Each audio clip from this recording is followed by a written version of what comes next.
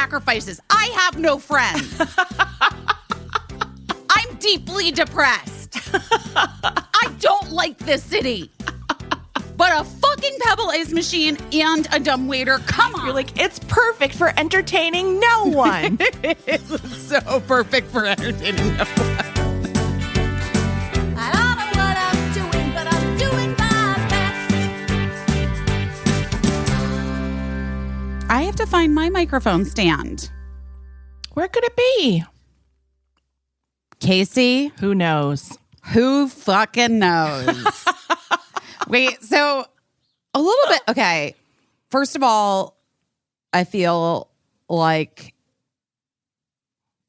I have to talk about the move a little bit Yeah, do it.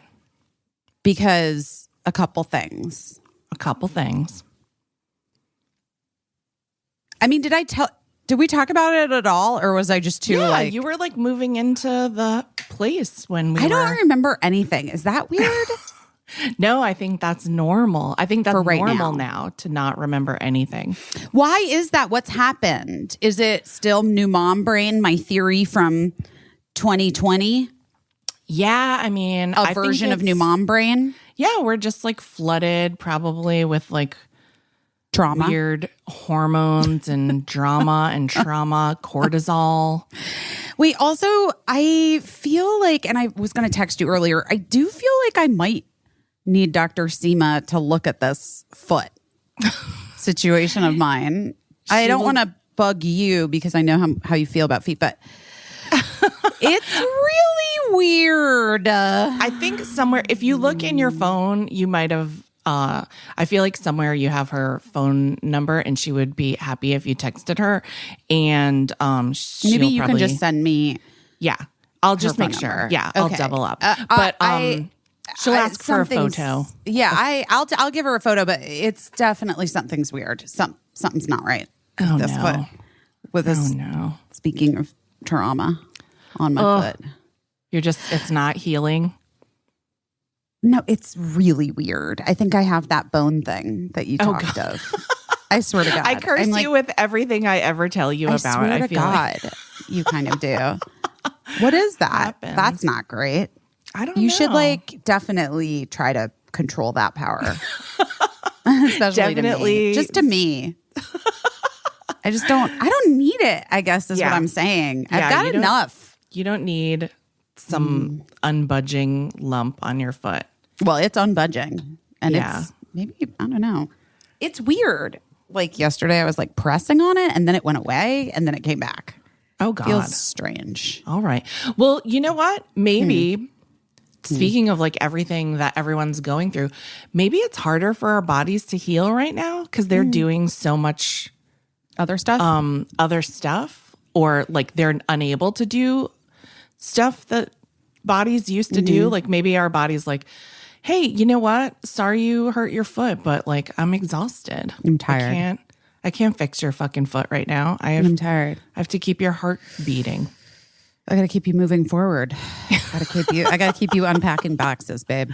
I got to keep you unpacking boxes. Lord. Okay, so I do want to say, 'cause I don't think I said this vis-a-vis moving. Yeah. But there was a moment, maybe I did. Well, whatever. We repeat ourselves a million times on this podcast, which I don't feel bad about because people only Drop in listen. and out. Yeah. I get it. When People listen oh my God, intermittently. it's really, really fucked up. It looks insane right now. I just went to put some very old and expired CBD cream on it. Oh, which sure. Probably is just going to do nothing. Why don't I throw it out? You might ask. Great question. Well- Great question. I was ruthless in this move. I was That's ruthless. good. That's Yeah. really good. I feel, here's what's interesting. So obviously, for my entire life, I've basically been a person who collects things. I would not say I'm a hoarder. Yeah. But- You're a but maximalist. I'm a maximalist. I'm a person that collects things. I'm a person that likes things. I'm a person that things make me feel good to be Yeah. able to have things that remind me of other things. Yeah. You're like, even when you're going to be somewhere a relatively short amount of time, I think that you're all about like making it your space and like moving into it and committing to it, which is interesting. Not everyone's like that. No. Remember I remember I feel like you were a bit surprised by my immediate decoration of my Busy Tonight office. Yeah. Yeah. And like, I was like, oh, no. I need to go. I went and like bought a sofa and like furniture. I bought furniture for in there, and I needed like pictures and my kids and all that stuff. And same thing with my dressing room for Girls 5 Eva. Yeah, I do. It makes me, I need to feel surrounded by things that I know and know me. If that makes sense. No, that totally makes sense. Yeah, in order for me to just be my best self, right? Yeah. So that's part of, ew, that was gross. Sorry. Have you been drinking milk? No, but maybe it's my swollen foot coming out of my throat. No, I have been drinking sparkling water though. So maybe that's it. Who knows? Who knows? Anyway, that's part of the reason why the last 2 years, I think, have been so exceedingly, or I guess it hasn't been quite 2 years yet for me, but has been really difficult because I feel like a lot of the stuff that normally I can count on to make me feel grounded and like myself has not been avail to me. Right. So, including the fifth character, the city, the fifth girl, the city. And the city, the cities, I'm like, who is she? I don't even fucking know her. She doesn't know me. She holds no memories or secrets aside from a few, Los Angeles is filled with ghosts for me in good ways and in very, very bad ways. So, like, I think, so that's just all part of it. So anyway, moving into this townhouse, whoa, what a situation. Yeah. I mean, what day is it? Oh, I'm not at TED, in case you didn't know. Oh, yeah. You didn't go to TED. Guess I knew about that. You and I talked about it. It just was like at the end of it all, too much. Like, too much in such an intense way. Oh, no. So wait. So we got back. So we've done three podcasts since, because we did the extra one since I started moving in. Yeah. So maybe we've talked a bit about this, but like New York is wild. Yeah. Yeah. Like I have furniture for giants, like. Yeah, you need apartment-sized furniture. Well, I don't even understand. Like, they were moving stuff in. This is a townhouse. It's a house. It's nice. Yeah. It's like whatever. We had to call the sofa doctor. Did I talk about this? No. What? Okay. Is he related to the rug doctor? I don't know. I don't know who the rug doctor is, but here's what I know. He's that in steaming New York, mad at dirt. Huh? You don't know the commercial rug doctor steaming mad at dirt? No, but I need a rug doctor because the other day took one of my little plants that I'm trying to keep alive in Casa Kismet to go to the sink to like give it its weekly bath. Sure. And I just dropped it on the carpet and it just exploded everywhere.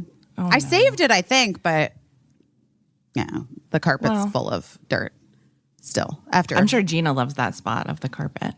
I don't know where. Gina's passed out somewhere. She's exhausted from her run. Yeah. Anyway, she actually is literally sleeping on the spot. You're right. Dirt spot. Yeah. The dirt spot. That's heaven for a dog. Okay. So it turns out that anything from Los Angeles that came through the doors of the new house in New York was essentially 4 times too big for the home. Out of scale. It's like bonkers. Like, I'm like, how is this even possible? I don't get it. Yeah. And so we had, I'm sure you've seen it if you've seen my Instagram. We have these like Restoration Hardware sofas from the old house, like these big red sofas that we would watch TV on or whatever. The kids love them.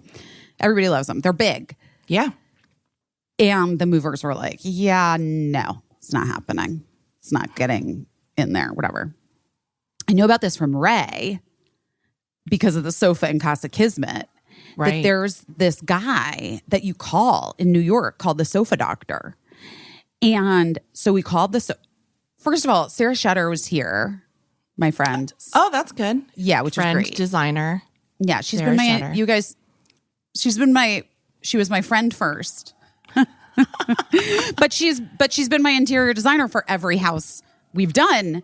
Yeah. Every house we've done, every house we've had, which is not that many houses, but just my like my first place that I had, my little place that I had before Mark and I had our house together, and then now this house.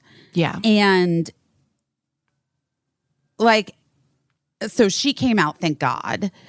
Tracy, who is the woman that I work with in Los Angeles to organize me, came out because if you remember, I couldn't go back to LA to pack my own stuff. Right. You never were able to. Because of COVID. So Tracy packed it. So it made sense to have her come because she understood what everything was and where everything was. But it was just like wild bringing things into the house. So sofa doctor. So we're debating. Sarah's like, do we really call the sofa doctor? I was like, we call him.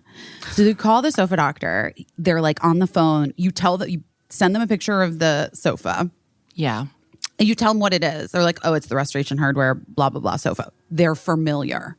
Yeah. They show up. It was two guys. They barely spoke. It was all business. It's $600 cash. You pay them. Okay. I wish I had taken pictures, but I was very intimidated by their vibe because they were like, with surgical precision, they completely took apart the giant sofa. Whoa. And when I say took apart that giant sofa, I mean skinned it alive, Whoa. cut the frame in half, Oh my God. and then welded it back together downstairs.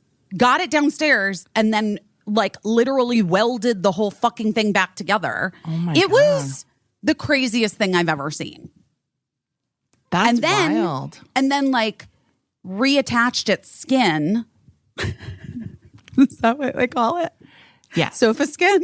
Yeah. Reattached the sofa skin like seamlessly. You could not tell that a sofa doctor had been there is all I'm saying. It That's was amazing. amazing. It was a feat to watch. It was Yeah. like truly genius. That's and they were amazing. like, they knew the sofa, like they're like, oh yeah, we know Restoration Hardware so well.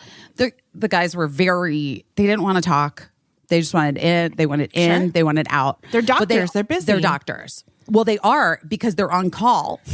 Because the thing about the sofa doctors in New York is that like you have your regular movers and then you get to a place and you're like, oh my God, this isn't going to fit. You call the sofa doctors. They got to be there and they got to be there that day. They have like Because the movers, they're moving through the city. They're racing with their gear, their kit. They come in, you give them the cash. I gave them an envelope of cash. I was like, I don't even know. Can you get $600 out of the cash machines? Like, I was like, what is the limit? I don't even know. But thankfully, I got $500 They don't take $600 insurance. out. Yeah, they don't. No, they do not take insurance. You could submit, I guess, a super bill if you wanted to Can try. they prescribe you a little something for your nerves? I mean, I actually think they might be able to. I'm not gonna lie. One of the guys did have a look about him that I was like, if I gave him a little, he might a little wink and a horse tranquilizer might end up on the arm of the sofa. But anyway, it was so cool. Like That's really cool. I know. And then they were gone. They were just gone. And Sarah was like out running errands or something and came back and was like, wait, they did it? They were here? I was like, you missed, honestly, one of the greatest things I've ever seen in my life. A real operation. It was like an operation. And then they go because they're getting calls. It's moving week. They got to get to another emergency. They gotta go. There's something so magical about watching someone who is just an expert at what they do, like something that you didn't even know was possible. Well, yeah. And like how'd they figure that out? It's so crazy. Who was the guy? He was like probably a mover. So we should get that guy on this show. Yeah, come on. The sofa doctor. Sofa doctor. Like, was he just a mover in New York and he was like, ugh, people are afraid to get their hands dirty. Yeah, or maybe an upholsterer, you know. Oh, that's a good point. Yeah, because these guys, when I tell you the craftsmanship it's probably with which they worked. Back together like in better shape than it was, to be honest, you know? Like it's probably refreshed integrity of the sofa. I don't know. I'm not a sofa doctor. I couldn't tell you. I do know that it was $600 well spent because we have got a great sofa down in there that fits. You have your familiar sofas that everybody loves that you've had in your family for a while now. Yeah, they're from right. That's part of the thing, like right, like we wanted There's memories soaked into those sofas, and maybe a little cat pee. We don't know, but that's the thing, right? Like we want the reason why I like sent. I wanted our stuff to be there for the kids, you know, and I took a great deal of time like setting up each kid's room and making sure that they had the stuff that they remember and is familiar and all that. But then Mark ordered, the house came with no televisions, right? As houses normally don't come with TVs unless you bought my house in Los Angeles and you asked for the TVs. And I was like, okay, I guess. Right. Left them. Sure. You're welcome, guys. But anyway, so Mark ordered a TV that would like fit the space, and the TV guys got there and they were like, no fucking way. Like the delivery people, they're like, we're not, it can't fit. It doesn't fit in, like they couldn't get it in to the place. How like, big was the TV? Well, I don't know because I wasn't there because that's actually just not my area. It's not your domain. Yeah. It isn't. And also like, I think it's so weird when men need to get television screens like the size of you know that my husband is like the least, like he doesn't watch a sport. He couldn't tell you a thing about a sport. He's the least like mannish. I'm saying this as a compliment. He has the least like toxic male traits of anyone I think that I know. And we had dinner at our friends Paul and Janie's house, and they had recently bought a large television for their space. And it was all my husband could think about. Like it was throughout the dinner, and then in the time, it was like a matter of time before he just like used his birthday gift money from my mother to buy. There's something about it. Boys really like big screens. Yeah. And I don't know what it is. I don't know, because it's not to like watch a sport in detail. He just really was like, it was just so great. And it was like so all enveloping. And then to listen to the three guys in my house, like talk about why it was such a great purchase was really funny. I mean, I like it too. I don't mean to make it sound like I don't like it, but they were like, we can watch TV from the dinner table, all the way from the dinner table, and we don't have to squint.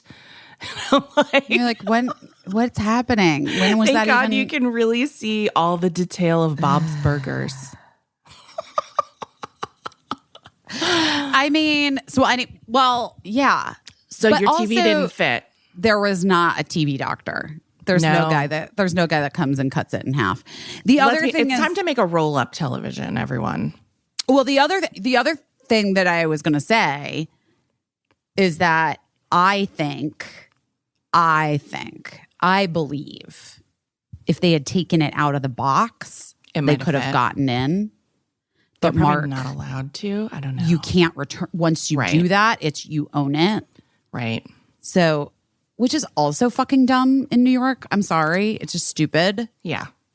They should just be able to repack it. Like if they couldn't fit it, put it then back in the they box, should just like put it back in the everywhere box. else. This is why you buy everything from like Costco, by the way.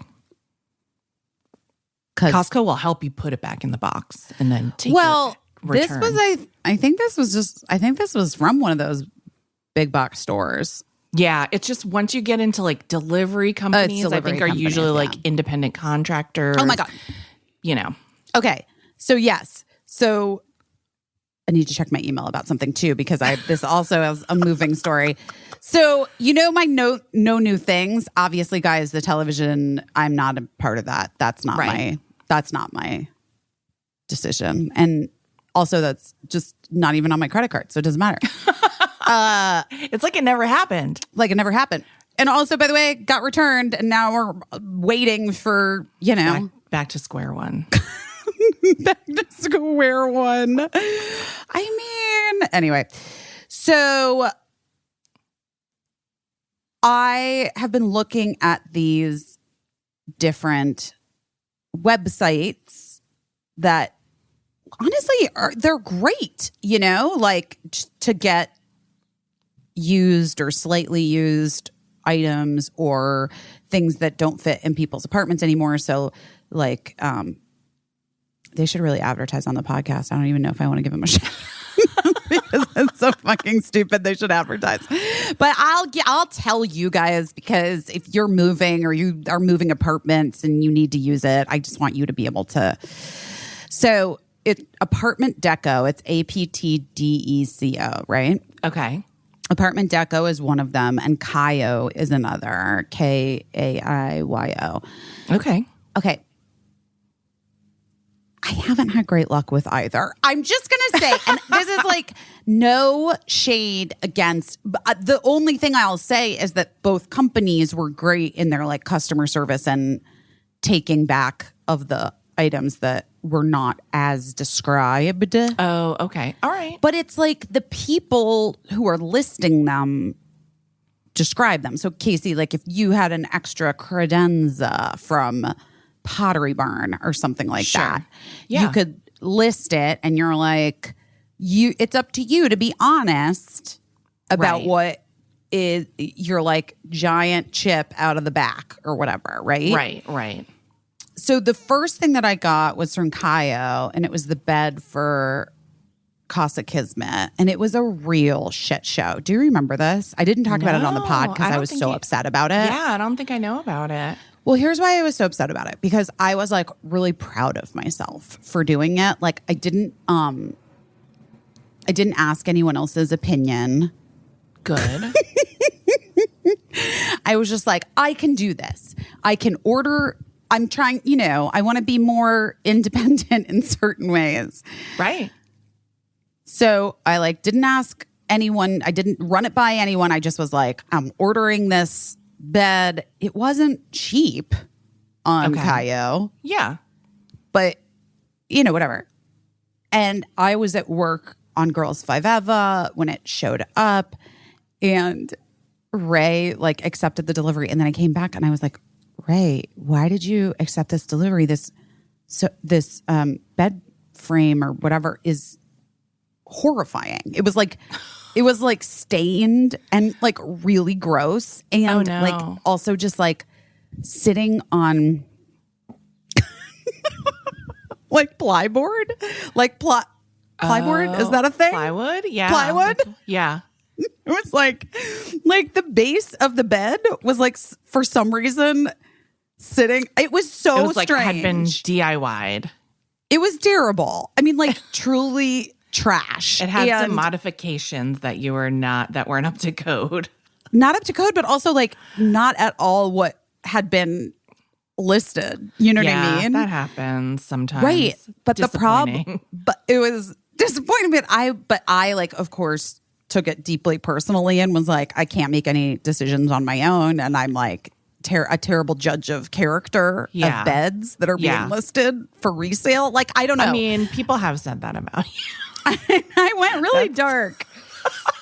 I did. I went dark. I took it to be like, thing about my personality Like that a I'm referendum like on a referendum. Yeah, exactly. personality. A Yeah. referendum. I was looking for that was the word I was looking for. That I'm just like bad at making decisions about Right. anything. Right. Ugh. Anyway, I got out of that K-hole and but the Gaio people at first were like, well, it was an accepted delivery. It's yours now. You can try to resell it. And I was like, no, you cannot make me keep this. I was like, Raymond. And he's literally like, well, I don't know your taste. I thought you liked it. I don't know. And I was like, what are you talking about? In what world would I like this? And he's like, Busy, honestly, I don't know. And I was like, you're right. This isn't up to you. Right. I should have like either figured out how to be there or FaceTimed or whatever. They eventually, Ray talked them into taking it back. And then I guess when the people came, they were like, oh God, we should have never even dropped this off. Like, this is so weird. Like, why would we have, this is like not in our company, whatever. like this is like against our company's like mission statement, whatever. Okay. So that was that, right? Then they were very nice, like ultimately about the thing. And they're like, Yeah. please give us a chance again. And I'm like, I will keep looking in the future. Yeah. Okay. So I did, but I didn't find anything there. But then I needed a little piece of storage, like a linen storage, cute little thing in the bathroom at the new house, you know? Yeah. And I mean, I could just buy one at like West Elm Pottery Barn, whatever. Like, Yeah. fine. Yeah. But, you know, I'm trying to really reduce, reuse, recycle. Yeah. So, and this is like the kind of thing that Apartment Deco is like, this is where they shine. Yeah. Apartment we got Deco. that. Right. We have this. So I found the thing. It's perfect. It's like a Pottery Barn. It's listed as like, it was the floor model in a Pottery Barn. So it's, Great. you know, Yeah. barely used, never been used by a person. Yeah. That is one thing I have to say. Like sometimes you get things and they like smell like the person, not like smells bad, just like It's just not, it's not yeah. your scent. Well, we've talked about this before about like how like some people think that certain smells are like biologically like appealing to you and others are not, and how that's kind of how we like pick people to partner with sometimes, or people that Okay. we're attracted to. And so it also makes sense that like a cabinet that smelled like the person that owned it, that wasn't like your kind of biological fave scent, you'd be like, oh no, I Yeah, no. can't get on board with this cabinet. Yeah. Well, yes. No, but like I thought I was avoiding that because Yeah. it was the floor model. And I was avoiding that. But the guys scheduled the delivery the soonest it could be delivered, which happened to be this past Friday.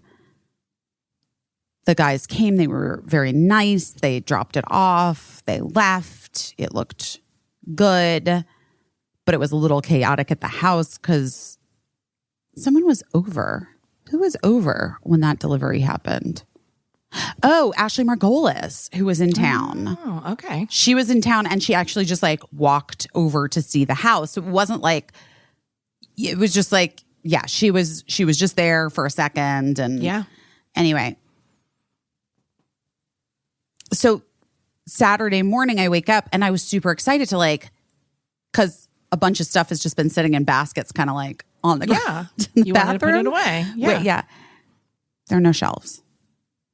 No shelves in it. No, there were no shelves. So then I immediately email or whatever, reach out to the Apartment Deco customer service or whatever. And they're like, you have to like lodge a formal complaint within 24 hours. Otherwise it will not be eligible for blah, blah, blah, blah, blah. And I was like, so I did. And then I was like, I think that maybe they just got left. They probably just got left on Right. the truck, you know? I'm sure they can just. But then the woman sent me an email back that was so weird. It was like, we reached out to the seller who does not have the shelves available. So you can either get a return or a credit. And I was like.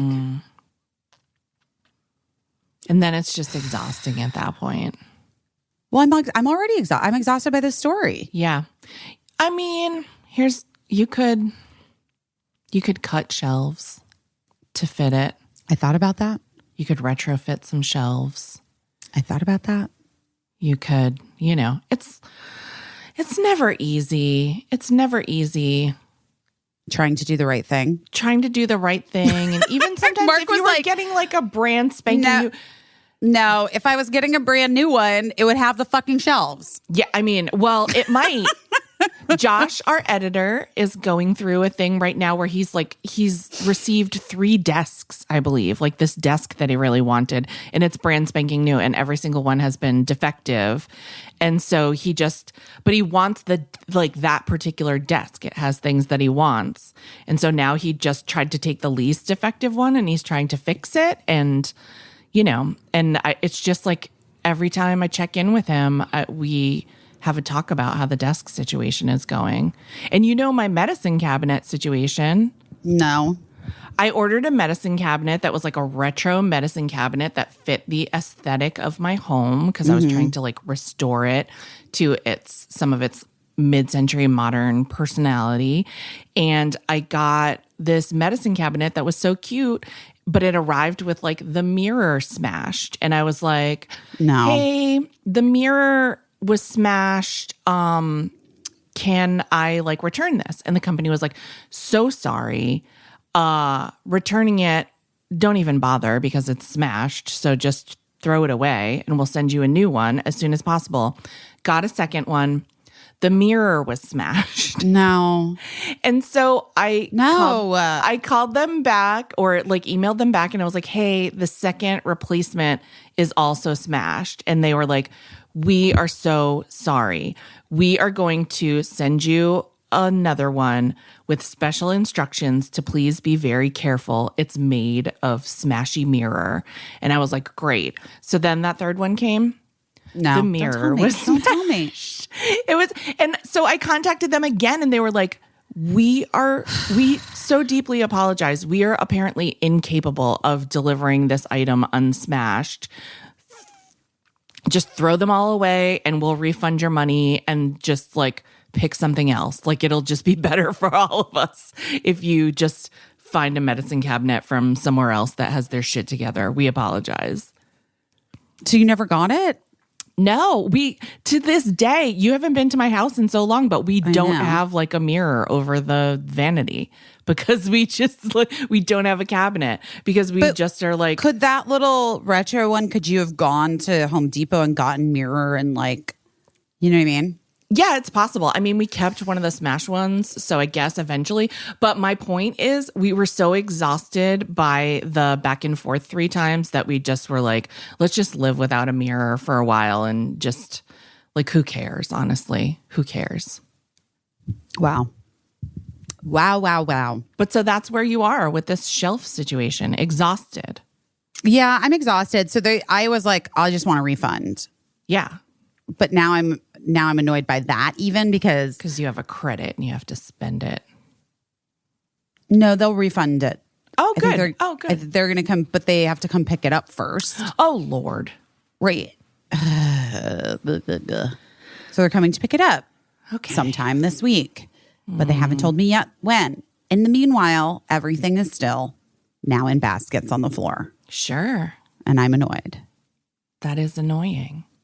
But in the scheme of things, yeah, it's fine. Not the worst. You said it's annoying. You didn't say it was devastating or anything. It's not devastating. It's annoying. That's not one of the things that has caused me to lie down on the ground and cry. Do you know what I mean? Truly, the cabinet's been a real eye roll, and also just an eye roll in terms of this is what I get for trying to not buy new things. Oh my God. The delivery situation is rough. It's just rough. And especially if you're not there to receive it, when we moved into this house, I think like we bought a fridge because you have to buy a new fridge in Los Angeles because everyone takes their fridges. It's the weirdest. Which is such a weird thing. I don't understand it at all. No, like if anyone understands this, why in Los Angeles places do not come with fridges. Deeply attached to their refrigerators. So we ordered a fridge from like a big box store with like credit card points or whatever, the one that would fit in the hole. And it had like a water dispenser and an ice maker. And the delivery guys, we got delivery, like we arranged it at the store. And the guys were like, oh, we don't hook up the water in the ice. Like, we don't do that. We're not plumbers. Wait, and what? I was like, well, okay, but we got in delivery and installation. And they're like, yeah, we're going to install it into the hole and like plug it in so it works. But we just cannot hook up the water. And like, you have to get a plumber to do that. And we were like, what does install mean? I mean, we're going to have to uninstall it to get the water hooked up. And then the same thing, delivery and installation for the washer dryer. They were like, yeah, I mean, we can install it. We can put it where it goes and plug it in, but we can't hook it up to the water. And I was like, oh, that's like a whole thing I didn't even know about and didn't anticipate. And I might lay down on the floor. I might. That's so bizarre. It's so weird. But, you know, like Shantira used to always say, like, things that are rules, it all happened for some wacky reason that we're unaware of. So I'm sure a number of homes were flooded due to faulty water installation of appliances. You know what else? I was real excited because I was like, if I have to live in New York. If I have to live in New York. Sorry, I'm just making myself laugh. I was like, if I have to live in New York, I'm getting myself a Pebble ice machine. Yes. It's been my dream. Have we ever talked about how it's everyone's dream? Is it? Yes. It's like, besides, like, there's two things that are universally beloved among people who are like us. And the first one is that the fox from Robin Hood is hot, the cartoon fox. Obviously. And the second thing is, like, having a fucking Pebble ice machine would be the height of luxury. I legit was like, first of all, did I tell you that this house we bought that it has a dumbwaiter? Did I tell you about this? Oh, I think you might have mentioned it. Yeah. Okay, guys, do you know what a dumbwaiter? People know what dumbwaiters are, right? Because they read Harriet the Spy. I mean, maybe, but if you don't, it's like a mini elevator for like bringing things up and down between floors, like a tray of food. You don't put humans in them. Yeah, don't. As my children know, no living things are allowed in the dumbwaiter. Oh my God. But that's truly exciting. No, wait. So when we like got the house and we were like trying to figure out what kind of like work we wanted to do before we moved in. Yeah. We were working, you have to work with like an architect and like, because permits in New York, just everything is difficult. Yeah. You know what I mean? Yeah. And the architects were like, well, removing the dumbwaiter is like a major, major undertaking. But obviously like that would be the best thing to do because it takes up so much space in the house. And I was like, oh, that would be the best thing to do. Oh, okay. I was like, I've made it. Yeah. My house has a dumbwaiter. Like yeah. I can put Birdie's Trader Joe's Takis in on the kitchen level and just send them up. Oh my God. What? Yeah, that's a dream come true. That's like a thing listen, from like a TV show when you were a kid. A fucking TV show. Like I'm like never in my life would I have imagined a Pebble ice machine and a dumbwaiter. Who am I? Yes, there are some sacrifices. I have no friends. I'm deeply depressed. I don't like this city. But a fucking Pebble ice machine and a dumbwaiter, come on. I am like living the dream, some dream, a dream, a version of a dream, somebody else's dream, not my dream. It's perfect for entertaining no one. It's so perfect for entertaining no one.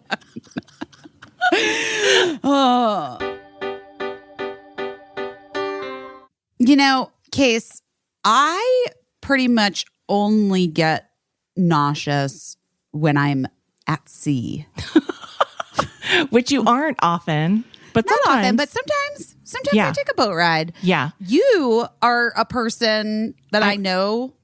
Fairly constantly, I'm nauseous. You get nausea. You really feel nausea a lot. Yes.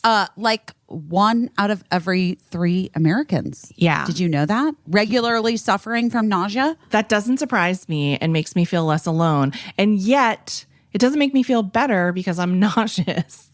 And so we have good news. You got to check out Relief Band. Yes. It's the #1 FDA cleared anti-nausea wristband Yeah. that has been clinically proven to quickly relieve and effectively prevent nausea and vomiting associated with all kinds of things: motion sickness, anxiety, migraines, hangovers, morning sickness, chemotherapy, seasickness. Seasickness, just anything. That's mine. Seasickness.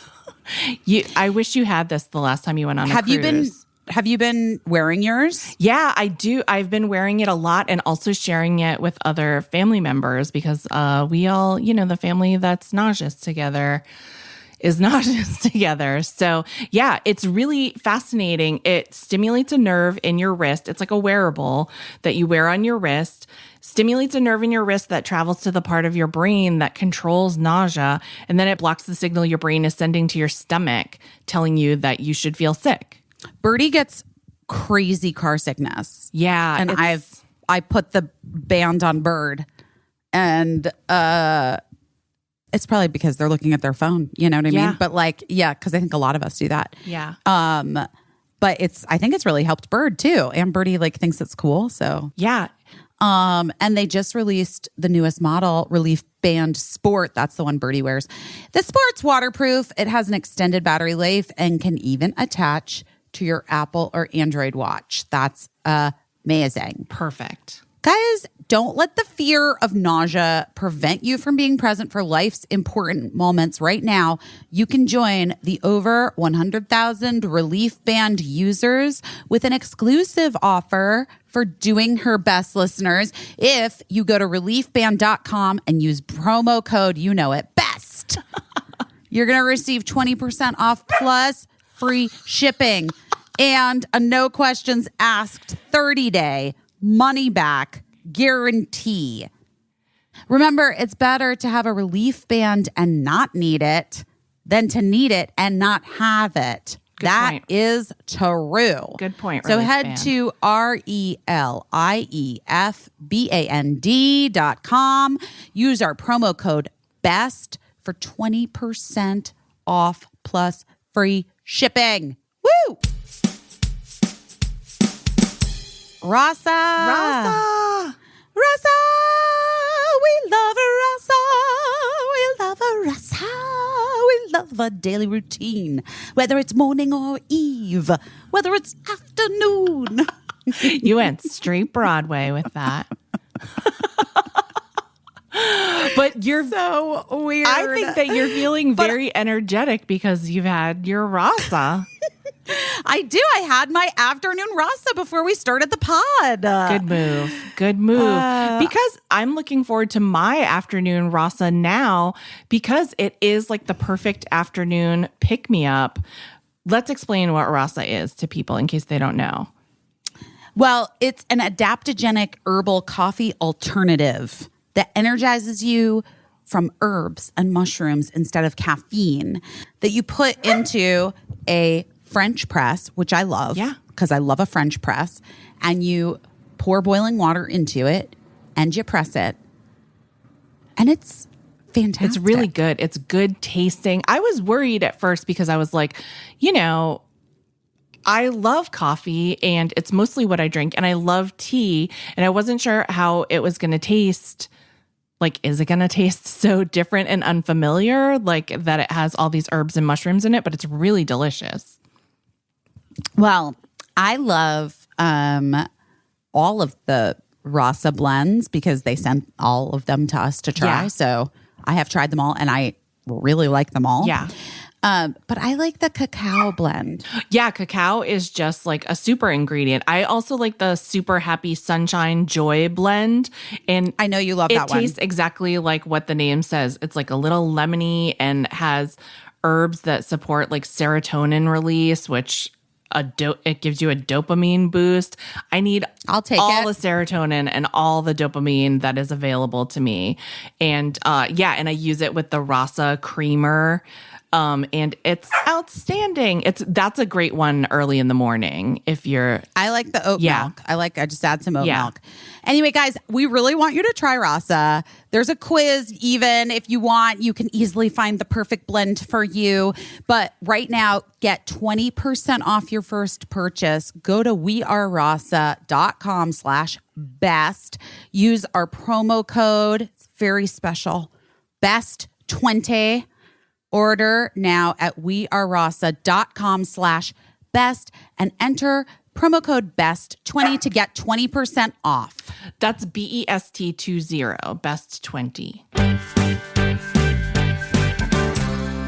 Anyway, but wait, listen. So we do this construction in the house. It's not really construction. We redid some we did a lot. It was like Whatever. finished work. Yeah. No, like it ended up being way more. fixtures. Sure. Yeah, that's what it was supposed to be. It was supposed to be like Yeah. it was supposed to be like some wallpaper and paint. And then we ended up like gutting all the bathrooms and then most of the kitchen aside from like the original wood burning pizza oven / okay, well that's the other thing. Oh, the that's house a good has. one. Come There on. you go. It's an amazing. What I'm saying to you is this. This is a dream home Yeah. for someone else's life. You guys, I know I sound like such a fucking brat, but I am.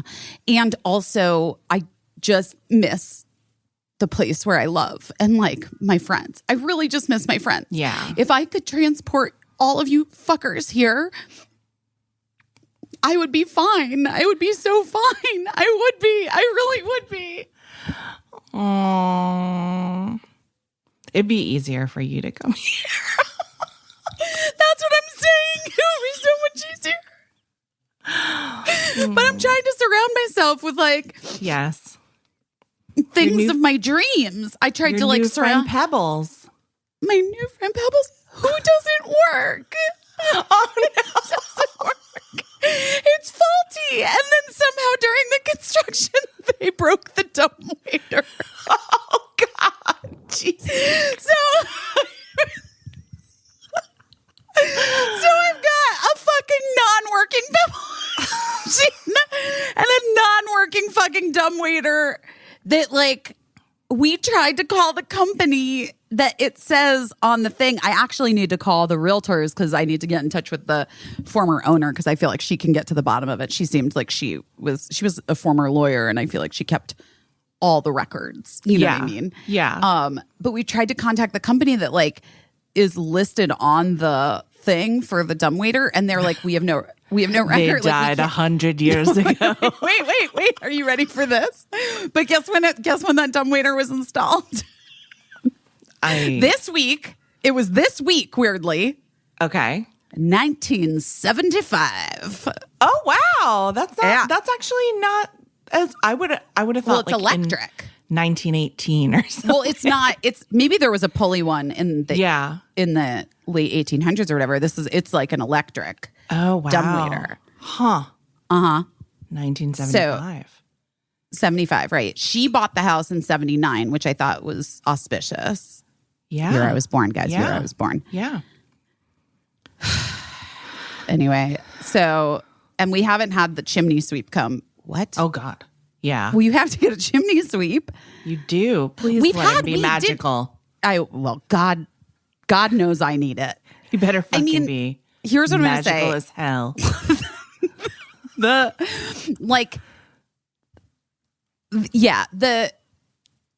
Pebble ice machine not working. Oh, and the garbage disposal was back ordered.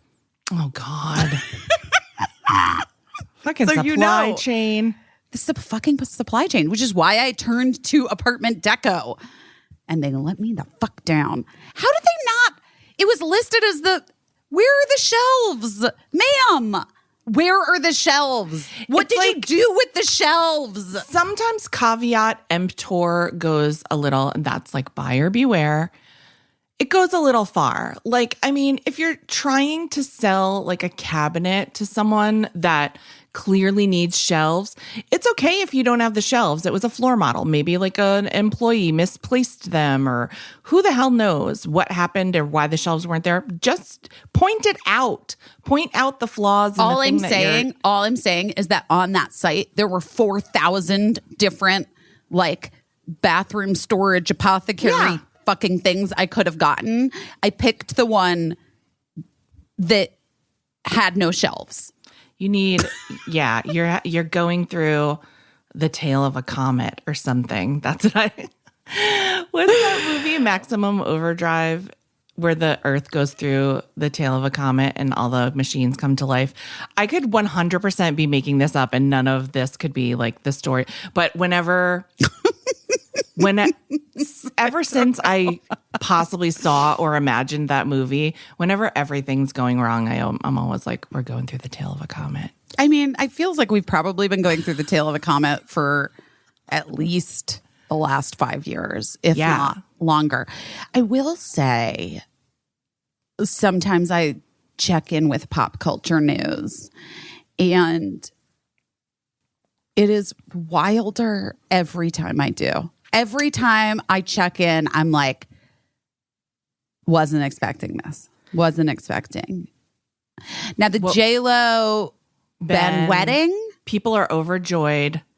I think, like, in a way, so many people sent it to me and they were like, are you so excited? Like, this proved what you said about them really being in love. And I'm like, I mean, that whole thing was wild, and I remain disappointed and think they were wrong not to remake the Jenny from the Block video. And I think they're fibbing a little bit because clearly I think so too. They were staging scenes from that video. Anyway, I'm not here to call Jennifer Lopez a fibber.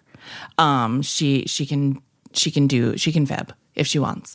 But I think on the one hand, I'm kind of like, I'm excited, and it brought me joy that they're engaged, but like a modest amount of joy. Like, I was like, great, but they took so long to do it that I kind of lost interest in the Bennifer, Agenifer like thread. Interesting. But on the other hand, I'm like, good for them. They 100% did it the right way. Mm-hmm. They stopped feeding the publicity machine and just lived their lives, and then like got engaged quietly and like announced it casually. And, and I think that's the right way for a real relationship that you're hoping works out. So like, so well played, Jen and Ben.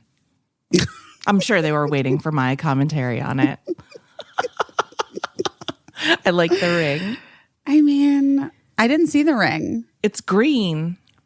Well, I love green. Wait, that's so weird. I was going to talk about the color of the year, about green. I love the color of the year. So everything is green. Yes. Everything. Everywhere you look, things are green. I'm not kidding. It's true. Yeah. And I had my grandfather's sofa recovered. Okay. Did I tell you this? Yeah, I mean, no, I know about your grandfather's sofa. Okay. So backstory. When my grandfather passed away, I think Cricket was 2. Okay. When he passed away. Or not yet 2. I think Cricket only met him one time. I have the photos to prove it. She only met him. She was a very little baby. I think he maybe passed away when she was 1. Yeah. That seems right. Okay. Anyway. He had this furniture that was in like my dad's childhood home growing up. Yeah. And so then when we would go visit, it was there. And then Paul McCobb furniture, right? It was this Paul McCobb, like 1950s Paul McCobb furniture in Chicago. And then when he moved into his retirement apartment building, that then also was a nursing home as well. Like Right. it had like assisted living. it was assisted living, but it had like levels, you know, like you move in and you're Nowhere to go, but yeah. nowhere to go, but Yeah. That's how most of those places work. different I think. levels. Yeah. But the furniture came with them. Yeah. So it was like you're allowed to bring your own furniture so that you can like be surrounded by the things you know and love, right? Yeah. And then when he passed away, like my aunts and dad were, and my mom too, because she's like been a part of the family forever too. Yeah. We're trying to figure out like, what do we do with all this Paul McCobb furniture? Because none of their homes needed it. Right. You know, Right. like they're like, and then they were going to sell it, but it like definitely they'd never recovered the sofas. It was just like, Yeah. it felt some like TLC. Yeah. yeah, or they could donate it or whatever. Right. But then I was, you know, like I said at the beginning of the show, I'm a bit of a collector. Yeah. And so I was like, could I buy it from you guys? You know, and just keep it in the family. Maybe you never know when you need some Paul McCobb furniture. Sure. It's great furniture. By the way, it's classic again, and collectible, highly collectible. Again, ahead of my time. Yes. Yeah, you were. Because this was right, like 7 years ago. Right. And my mom was having a really hard time finding anyone who even wanted to like take it. And I think that they were feeling sentimental about it. And so they didn't want to just like give it to Goodwill or something. Do you know what I mean? Yes, I 100%. I think we've talked about this a little bit on the podcast before, where sometimes when people try to give me something that like I don't really want, but I can tell that they're feeling very sentimental about it, I always take it because I feel like it's a favor to them, because they can't just do some unknown thing with it. You know what I mean? They have to know where it's going. They have to know where it's going, and they'll never ask you about it again. So it doesn't really matter if you pass it along to someone or whatever, but just in that moment when they need something to move on, but they're having a hard time letting it go, I usually consider it like kind of a favor to just be like, yes, I will take that. I think that's right. That would be a good one of those groups. Yeah. It could just be the group name could just be this has meaning.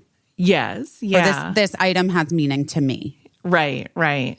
And then you know that like if somebody lists it, people could comment like, "Oh, it's so beautiful." Yeah. "Oh, I would love it, but I don't have room in I know it'll find the right home." Right. Right. You know, like, and then you would feel like a little bit better about it. Yeah. Yeah. I think that was what was happening with my aunts and my dad, you know, like just like they couldn't quite wrap their heads around of course what. And anyway, so I was like, I already had this storage unit in LA 7 years ago because, well, you know, I got a lot of shit. Yeah. So I just like put it on found some like moving company that was like, next time we have a move from Chicago to LA, we'll put it on the truck. And like they moved it out, and it's been in my storage unit ever since. Yeah. Okay. And then here we are, and I'm like, you know, all the furniture from storage moved to New York. I was like, you know, that Paul McCobb sofa, I was thinking of it for Classic Kismet. Yeah. I was like, perfect. Let's just do it. So I was getting it recovered in green. This beautiful green, like chenille fabric. Nice. So soft. I was like, I just want it to be comfortable to sit on. Like, I just want whoever's sitting on it to be comfortable. Yeah. I wasn't even thinking about it for the new house. Like, but as it turned out, it's perfect in the new house and the perfect size in the new house. Great. Because in the 50s, they made things smaller. Much smaller. Yes. Yes. And it's so beautiful. And the company that did the like restoration and recovering for me, which I found on Instagram. Great. Thank you, Instagram. They were so sweet. I mean, it was not free, guys. There was no exchange. Yeah, no. There was no social media exchange. This was fully paid for. But they were very sweet, and they made little throw pillows out of the original fabric of the sofa. But it's like kind of so neat because my dad was like 10 years old when my grandparents bought that sofa. Yeah. And almost Cricket's age, you know, like Yeah. my aunt was probably Cricket's age. And it was in their home their whole lives. Right. Oh, I don't know. It's really nice. that is That so I nice. like that stuff, you Yeah. know? I'm glad you have it. But anyway, chose the color green, and the color green is fucking everywhere. It's everywhere, which is weird because green is not the Pantone official color of the year. No, it's not. What was that? That was blue? It's very Perry, like a yeah, I don't like periwinkle that color. which I mean, it's fine, but It's not for it's me. not easy to work into a lot of schemes. I feel like that periwinkle color. Plus, the name Very Perry just reminds me of perimenopause, and and which is also fine. It's a cheerful color for perimenopause, but Oh, wait, she just responded. The pickup is scheduled. Once we pick up this item, we will process your return. Can you bring me another piece that has shelves? Thanks. Appreciate it God. greatly. That is rough. That's the, that is the crapshoot that is any kind of vintage, secondhand, anything, because that's what my sons are like all about, that vintage shopping for they've been looking for a storage or office space to house all of the things that they've gotten, but they've bought some case goods,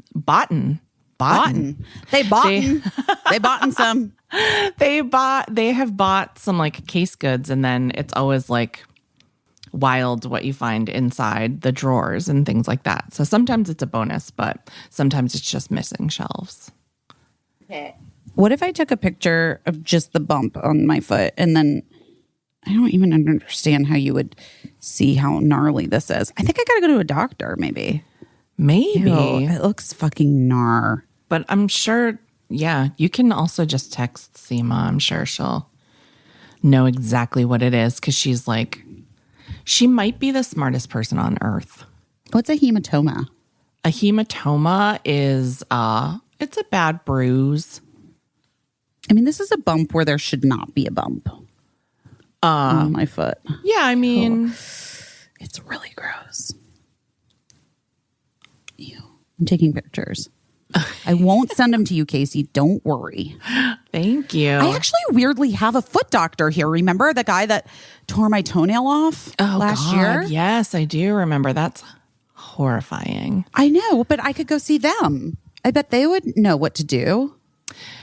I mean, maybe, because it's like, that's a good question. I mean, I guess they would. It's an injury. So I don't know.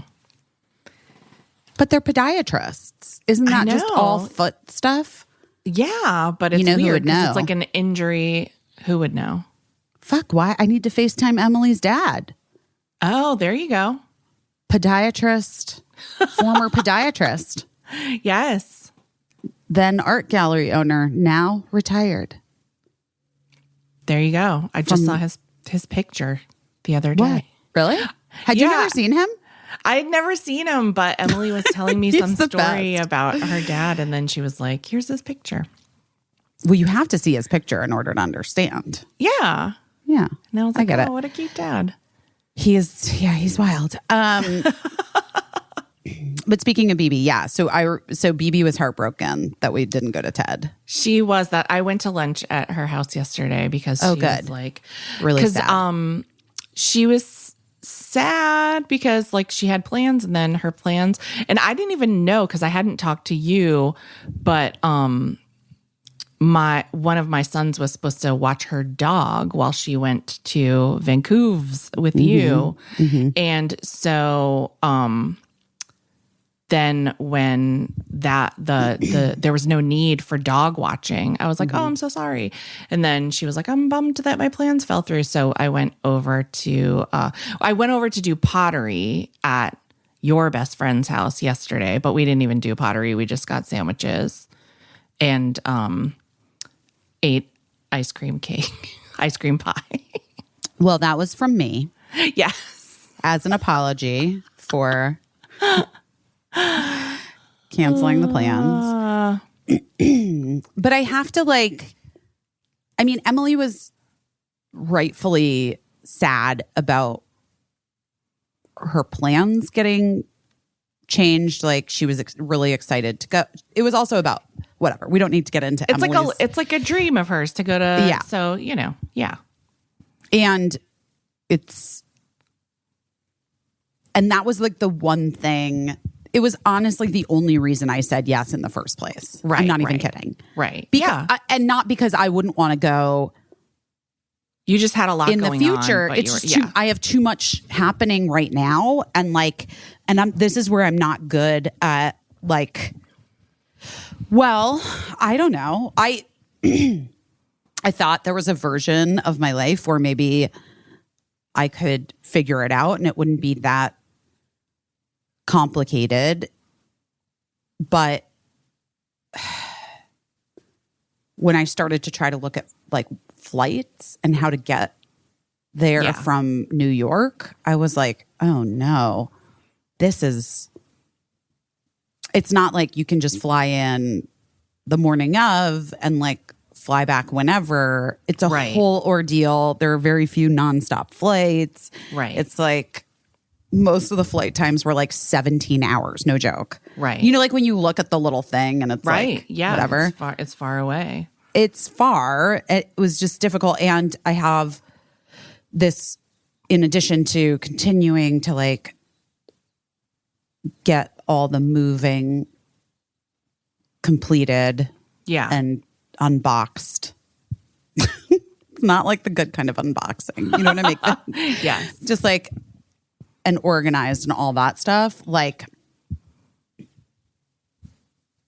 I have my full press junket for Girls 5 Eva on Thursday of this week. Right. And then they added late last week 2 photo shoots on Wednesday. 2 full good photo shoots. Right. No, yeah. No, but I know big deal ones. Yeah, stuff that I wouldn't want to miss. Just skip out on or feel jet lagged and super weird. Right. You want to it's work. You show up, to do, even though people are might think that, to me, the press stuff is always harder than any of it. That's the hardest part of this job.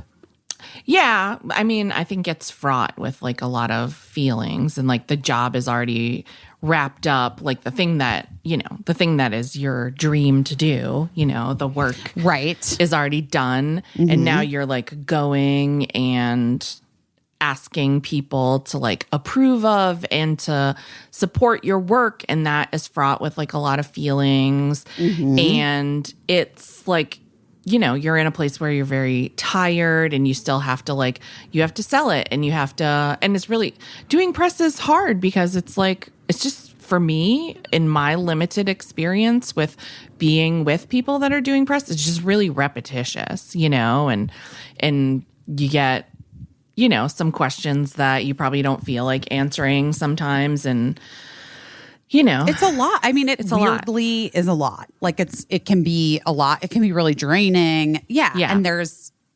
and sometimes people depending on the person that comes from whatever outlet to interview you, sometimes they don't like the show. Right. And you can tell, Right. Sometimes they don't get it. Or sometimes they're dismissive of you. You know what I mean? Or they don't like you, which is also fucking wild, but does happen. And it is wild because it's well, I don't know, is this press for the show or is it a review of the show? Like, let's understand what our jobs are here. Totally. You know? But like, And, there's lots of times people try to they try to like get you, or they're just like, they have their own agenda in terms of like what I don't know. It's really weird. It can be really fucking weird. Yeah. Especially like with celeb culture or whatever. Yeah. Like, I feel like sometimes you get put in these positions when you're just trying to like literally promote the greatest television comedy of all time. Which I genuinely feel like it is. It's so good. I told you I watched the first 3 episodes of this new season. It's so fucking funny. I love this show so much. I don't even want to say it out loud. Never mind. I'm going to hold that one in.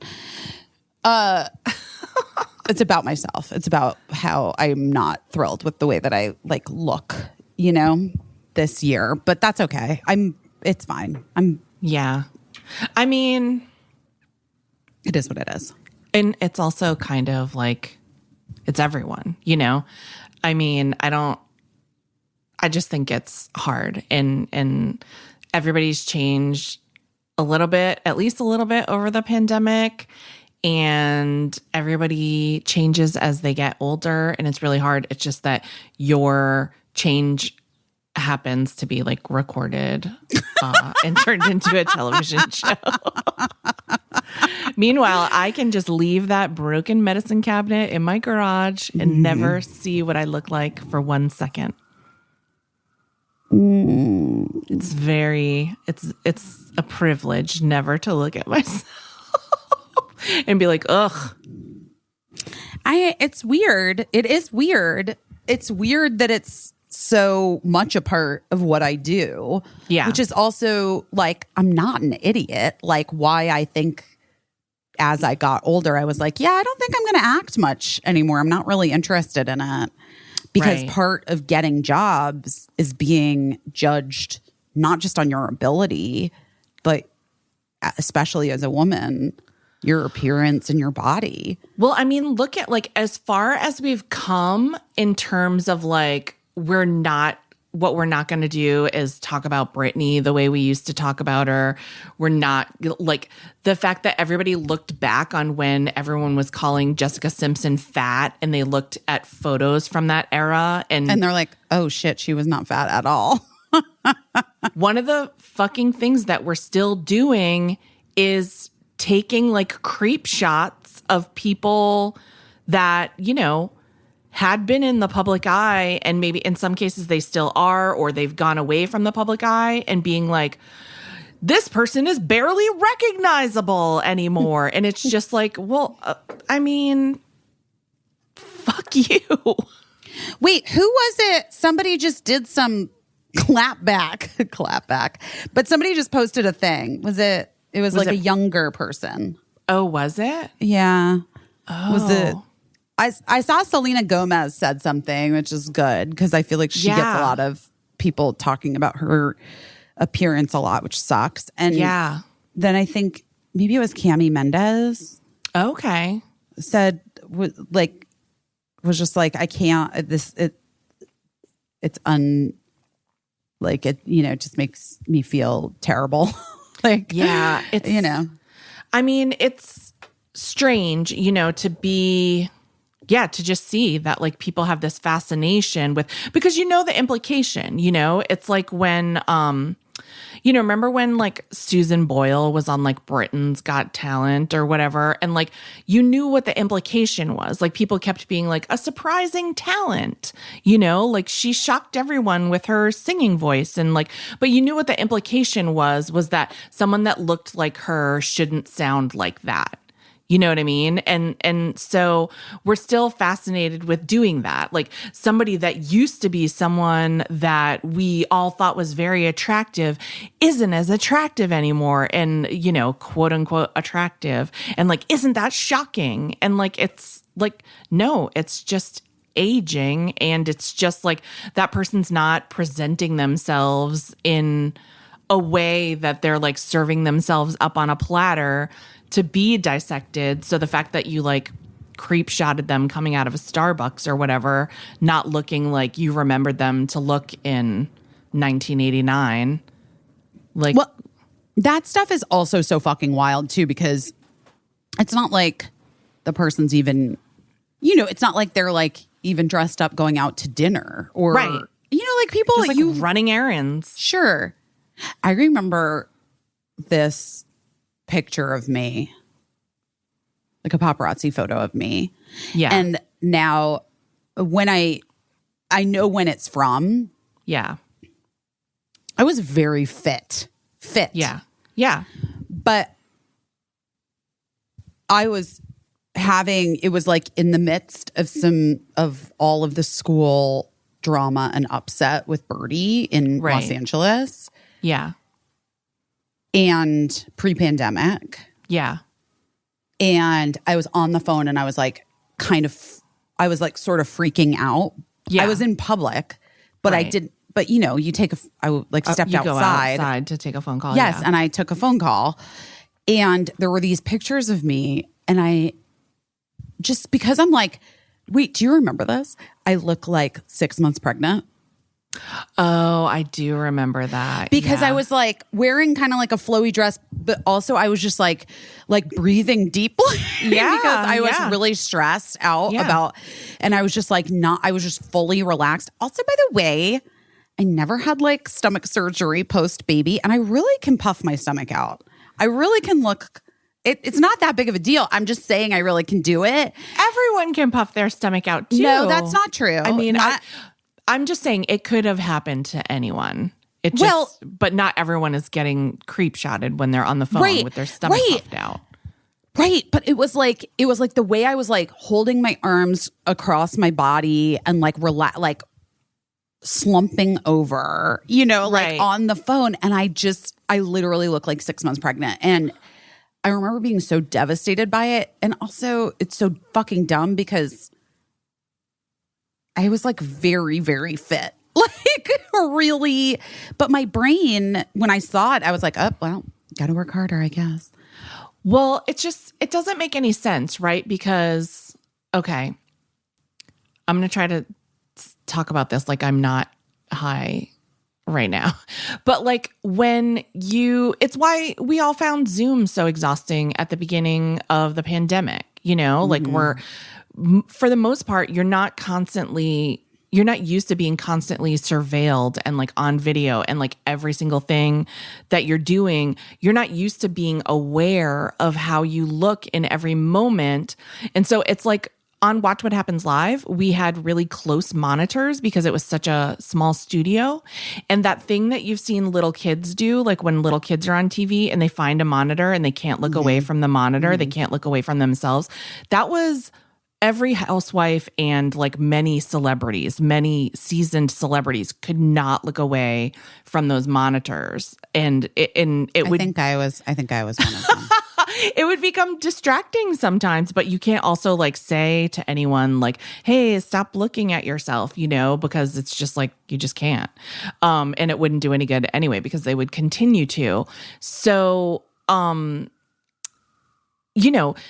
we all have a million ways that we look every day in real life, and no one's capturing every frame of something. And like sometimes your stomach looks poofed out, sometimes you look puffy, sometimes you like have a pained expression on your face. And it's like whenever anyone steals a frame from like an award show and they're like, oh, look at how this lady was looking at this other lady. And it's like, you can't go like off of that. It's like one frame frozen, and it's not the most flattering. It tells a story, but it doesn't probably tell the story of how, and like the sirens are coming to get me. Yeah, of course, because you've had it. There's all these tips now. Like we all know there used to be secrets for like posing on the red carpet, and like now they're well-known tips because everyone has Instagram for like how you put one leg behind the other and how you put your arms away from your body and the way you put one shoulder forward and you tip your chin forward and all of these things that like nobody used to know shit about this. Nobody used to know anything about how to take a picture. And that's why when you got your school photos taken, they would just like manhandle you so that you didn't look insane in your school photo. And then you forgot about it for another year. But now everybody knows all this stuff of like how to take a decent picture. And the truth is, it's not really, and then like forget the filters and everything.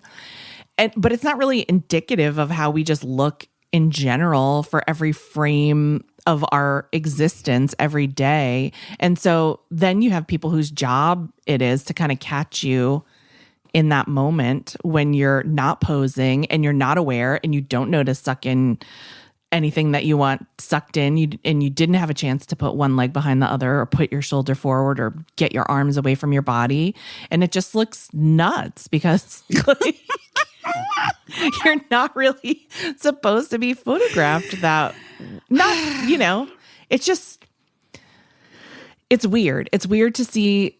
And if you had seen a video of yourself in that moment, you might have thought like, oh, it doesn't look, you know, it looks fine. Like, or you might have been like, I look insane for different reasons or whatever. Yeah, right. I'm very animated, you know, when I talk. Yeah, of course. But it's just like, it's very difficult. And that's a hard thing. That is one thing that like, you know, I'll be the first one to be like, celebrities have an enormous amount of privilege. They, you know, they are very fortunate. They are paid well for what they do. But that's one area that I just think we could do better in. And yeah. And I think that it's really hard because people are still interested in it, you know? And they want to like discuss it. Yeah. And then like, yeah, it sucks. Yeah. Yeah. So, and people want to like get on Instagram and speak with authority. Like, here's what I saw in that picture, you know, like I saw it. It seems to me like this is going on in this person's life. And it's like, you can't tell any of that from a photo. You just can't. And You just like, can't. and it's weird that someone took it and like got paid for it. And it's like, that's when I, you know, how like, it's always the joke that like some cultures or religions believe that like a photograph steals a little piece of your soul or whatever. Yeah. I mean, I don't know if it's a joke, but it's like a thing that people always are saying. I don't know truly what cultures or if any cultures really do believe that, probably. But I do think that in a way we do tend to steal a little bit of someone's soul by having so much interest in looking at them in like a weird moment where they weren't expecting to be looked at. I do think that there's something to that, like energetically, like, I don't know. It feels like it's not great to put your energy into that, you know? Well, imagine how you would feel like, you know, we used to have a neighbor. We had like a big picture window on the front of our house that we used to live in. And we lived also on a little cul-de-sac where the houses were very close together. And when our next door neighbor would be walking up the street, coming home from the train station, when he would see us through the picture window and, you know, living our lives inside our home, he would raise his hand and wave through the window. And we would be like, he's violating like a social compact. Like you are supposed to pretend that you don't see us, you know, that you don't see us inside our house and just keep walking, keep it moving.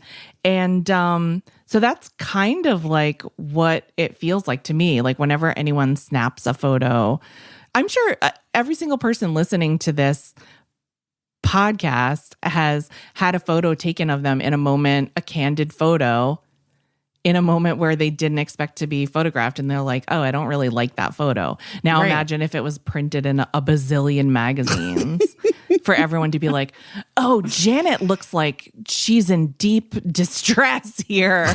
And it's just like, maybe Janet was just trying to order an Uber. Who knows? Yeah. Yeah, guys. Maybe Janet was in deep distress. Maybe, could be. Maybe you don't need to take a fucking picture of it. when Janet's in deep distress. It is. Who's just Janet? weird. Who's Janet? I don't know. We don't Janet know. just seemed like someone who might be in distress or not. Who knows? Anyway, that's an area I think we could, but it's hard. I mean, I'm not going to lie and say that I've never been interested in a photo that's been published in a magazine of someone. I mean, obviously, clearly, I admittedly have celebrated it, but I don't like it when the intent to me is clear and the intent is to be like Shamey. yeah, like look at this person, they're a mess. Like even here's what I will say. I enjoyed when Ben Affleck was going through something. I enjoyed a lot of those photos of him like struggling with carrying packages and stuff because I found it very humanizing. And like I felt like this guy has an indomitable spirit. He's carrying multiple iced coffees. It's, it's very humanizing to see. But I was coming at it from a place where like, I'm like, I always root for this guy. But I will say that I don't think that was necessarily the intent in photographing him like that. And also like, if he was like a party to it and cool with it and like knew that paparazzi was there, great. But if someone was just like creeping up on Ben Affleck, like waiting for him to fail, then I don't think that's cool. I think it was definitely the latter of the two. I don't think that he was like aware of it. Maybe. And it was cool. Yeah. I think that they were just waiting for him to fuck up and drop those Dunkins. Yeah. By the way, haven't seen him with any Dunkins. No. She is like, absolutely not, babe. Yeah. Babe. I think she's like, we keep the Dunkins in the house. Keep the Dunkins, get someone else to bring the Dunkins inside. Someone else can bring the Dunkins to us. Lower stakes. You can have that iced coffee, babe. I know you love it.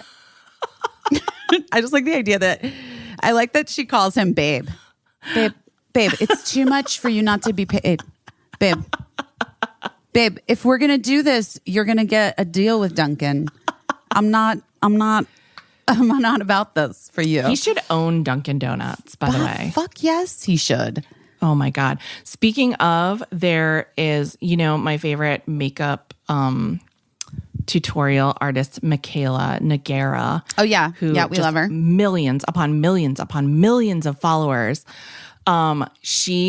Dunkin' Donuts did a collaboration with some makeup brand. Yeah. And she did an unboxing and tried the items, and there was like a donut shaped beauty blender, all the stuff. Anyway, this is all to say I've never seen such unbridled joy in my life. Like you give a girl from Massachusetts like a Dunkin' Donuts makeup set, and it was like, it made me so happy. I obviously have to buy that for Cricket ASAP. I wanted it myself. And then I was like, no shit. I do this thing where I'm like, well, first of all, I don't need any more makeup. I have a lot. Well, we know I don't need any more. But I always do this thing whenever it's like a limited edition or whatever. I always like talk myself out of it. I'm like, it's going to all be gone. It's going to hurt my feelings when I go to the makeup store and they don't have the Dunkin' Donuts set. I kind of get let that. down. So, but who knows? I mean, it could be I did get the Prince makeup set that came out a while back, and I did splash out on that, and it was not makeup that I needed nor that I should have spent money on, and yet I have it, and sometimes I just look at it. I don't even use it. I just look at it. Does the eyeshadow smell like Dunkin' too? I think there's like lip gloss that smells like Michaela was saying it smells like a glazed bag. donut. Wait, the fucking makeup bag. No. No. You have to watch the video of Michaela. Oh Don't show my it God. to Cricket because she does have like, I mean, she's from Massachusetts, so she has like a trash mouth like me, but it's the most joyful Like and me? I mean, she curses a little Wait, more. there's a than I do. coffee lip scrub. Don't Yeah. even try. It's out of stock. I know. There's a wake up and makeup bag that is so cute. Out of stock. Out of stock. What is a putty primer? What the heck is that? Oh, that's Makeup is wild these days. it is like so much innovation in the field of makeup every day. Putty. What the fuck is putty? It's like, No. it's like fills up those pores.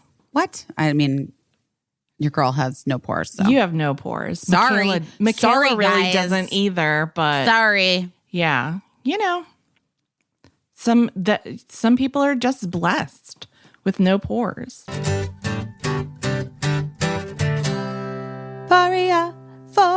Foria. That's always the song for It's Foria. the classic. I the think. classic. It's like 1970s because it's like Yeah, we're people in the 70s knew how to fuck. What happened? We got way more like weird and repressed. Seriously. I don't know. I feel like people in the 70s thought about it a lot more and did it a lot more. I don't know. I mean, but yeah, listen, the point is we need to do it more now. Yes. Especially women. Especially women. Also, anyone that has a vulva. Yeah. So good news. Or clit. Yeah. Yeah. Because the other side gets a lot of attention. Yeah. Our side's been sorely left out of the conversation. And it's there for a reason, and that is use it. And also, I use the word sorely, like literally and figuratively. And I'm talking about, guys, Foria's sex oil. Yes. And arousal oil. Yeah. Come on. I, not even kidding you, had dinner with some friends of mine who are ladies in their 40s. And I was like, but you guys are like using like the oils and stuff, right? And they're like, wait, what? And I was like, sex oil. Like what? You don't use what? You don't use sex. What are you talking about? And they were like, I don't know. It's just like the lube, whatever he gets. And I'm like, are you out of your mind? Don't leave it in someone else's That's not made hands. for, no. Foria makes products that will transform your sexual pleasure, especially if you happen to have a vagina or you're loving on somebody that has a vagina. Foria's bestseller, Awaken Arousal Oil, is the ultimate pleasure pregame. What's an arousal oil? Well, Awaken is like a warm-up that helps your body physically get really turned on, increasing your pleasure and deepening your orgasms with a partner or solo. You can use Awaken Arousal Oil and the sex oil together, and it's like a perfect combo for like fireworks. So yes, you have our permission to try this because you want fireworks. We fully endorse it. We fully endorse you to just go ahead and treat yourself to more deeper, fuller pleasure wherever and whenever you can find it and as often as possible. You can start with a bottle of Foria. So Foria is offering a special deal for our listeners. You get 20% off your first order by visiting ForiaWellness.com/best or use code BEST at checkout. That's FORIA wellness.com/best for 20% off your first order. We recommend the Awaken Arousal Oil and the Sex Oil. You're going to thank us later. Ooh, Olive and June. Guess what I unpacked? Your Olive and June collection. Yeah. Well, first of all, it's impressive. Mine the colors too. are impressive. Yes. The Manny system I pulled out and I like used and gave myself a manicure because my nails have been real short since the show ended and I took the fake nails off, but they've been really weak, you know? And I know that the trick to getting your hells, what? I know the trick to getting your nails healthy again is is like giving yourself like sort of consistent manicures and taking really good care of your nails. So I was so excited to find it. And then I started doing my nails, and now my nails are starting to, they're little, but they're pretty. They're little, but they're pretty and shiny. I just gave myself a manicure. They look healthy. I gave myself a pink manicure for that pink birthday party that I went to. And I used the nail strengthener because my nails get really, like they split and chip a lot because I always have my hands in water. And so they feel so strong and healthy right now. And you know what else I did? I used the little cuticle balm that comes with. And I used that like before bed. Yeah.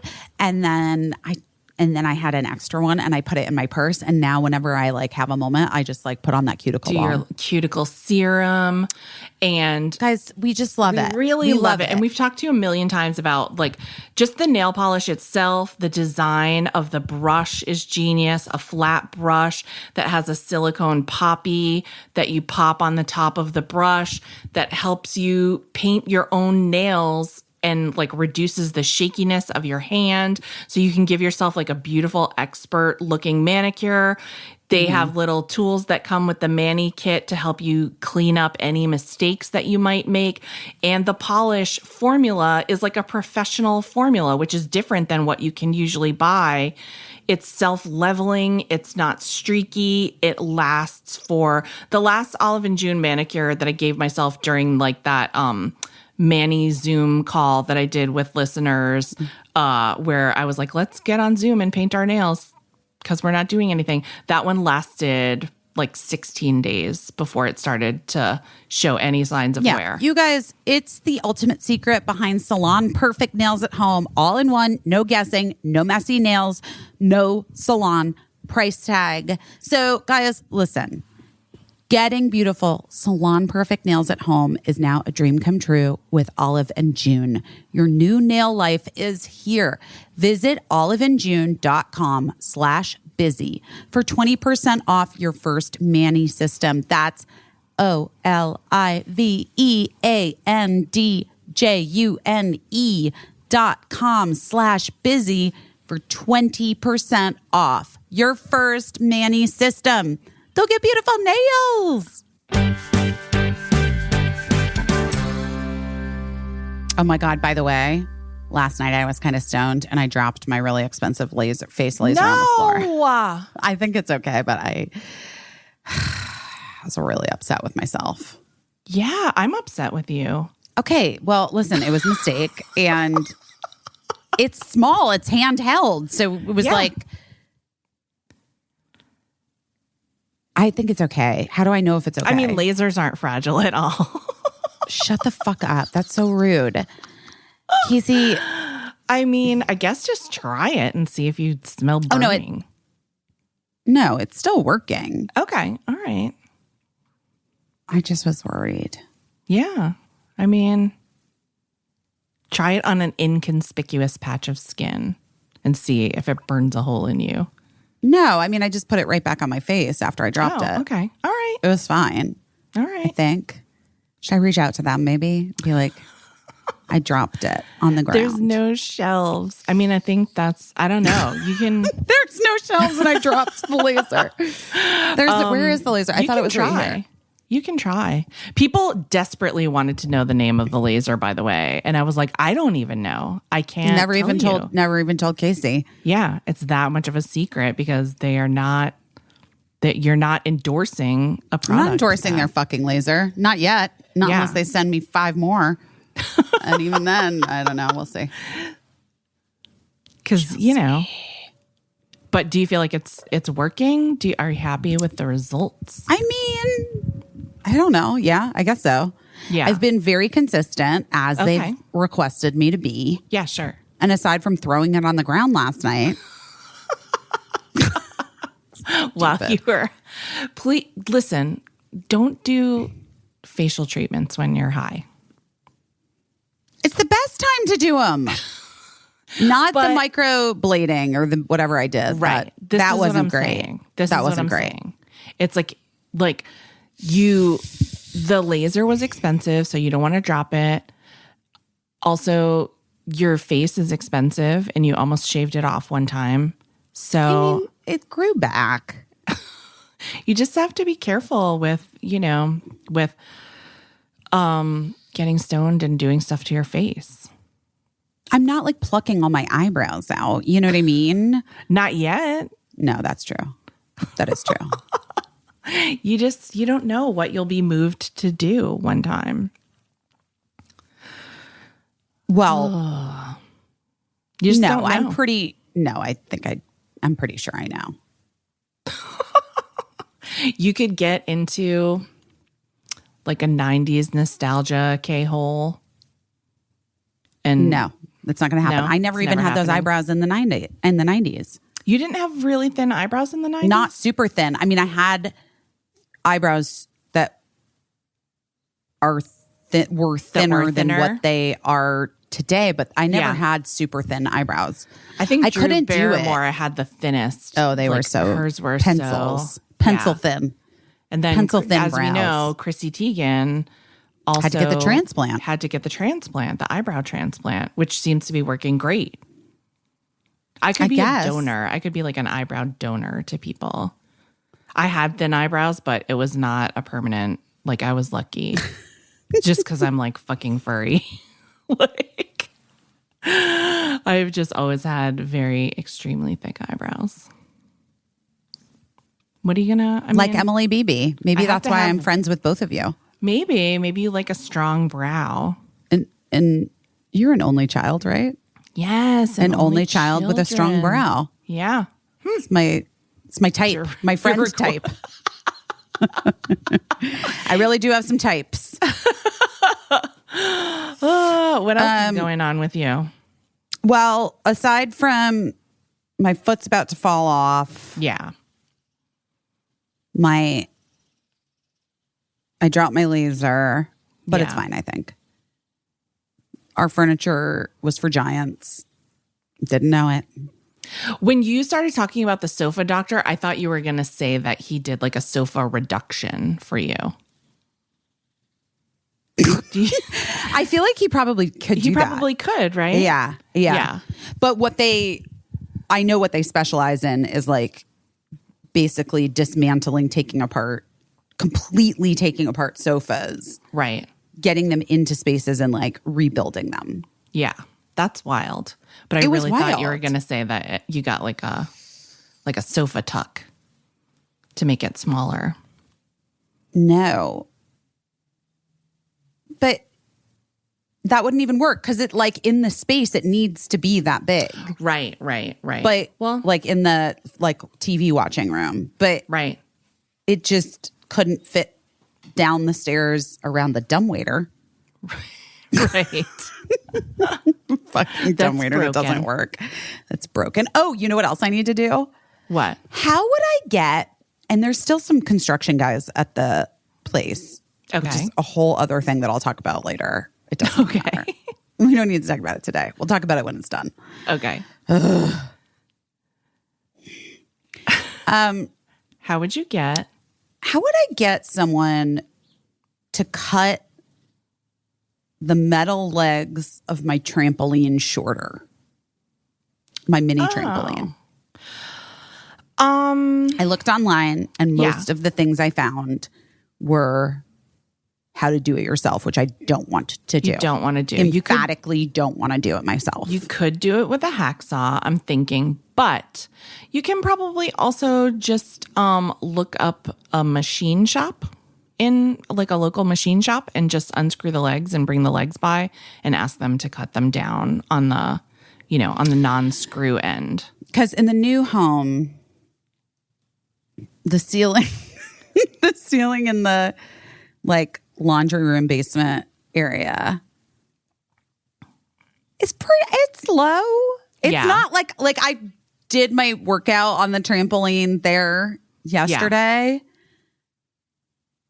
But I feel like I was nervous Yeah.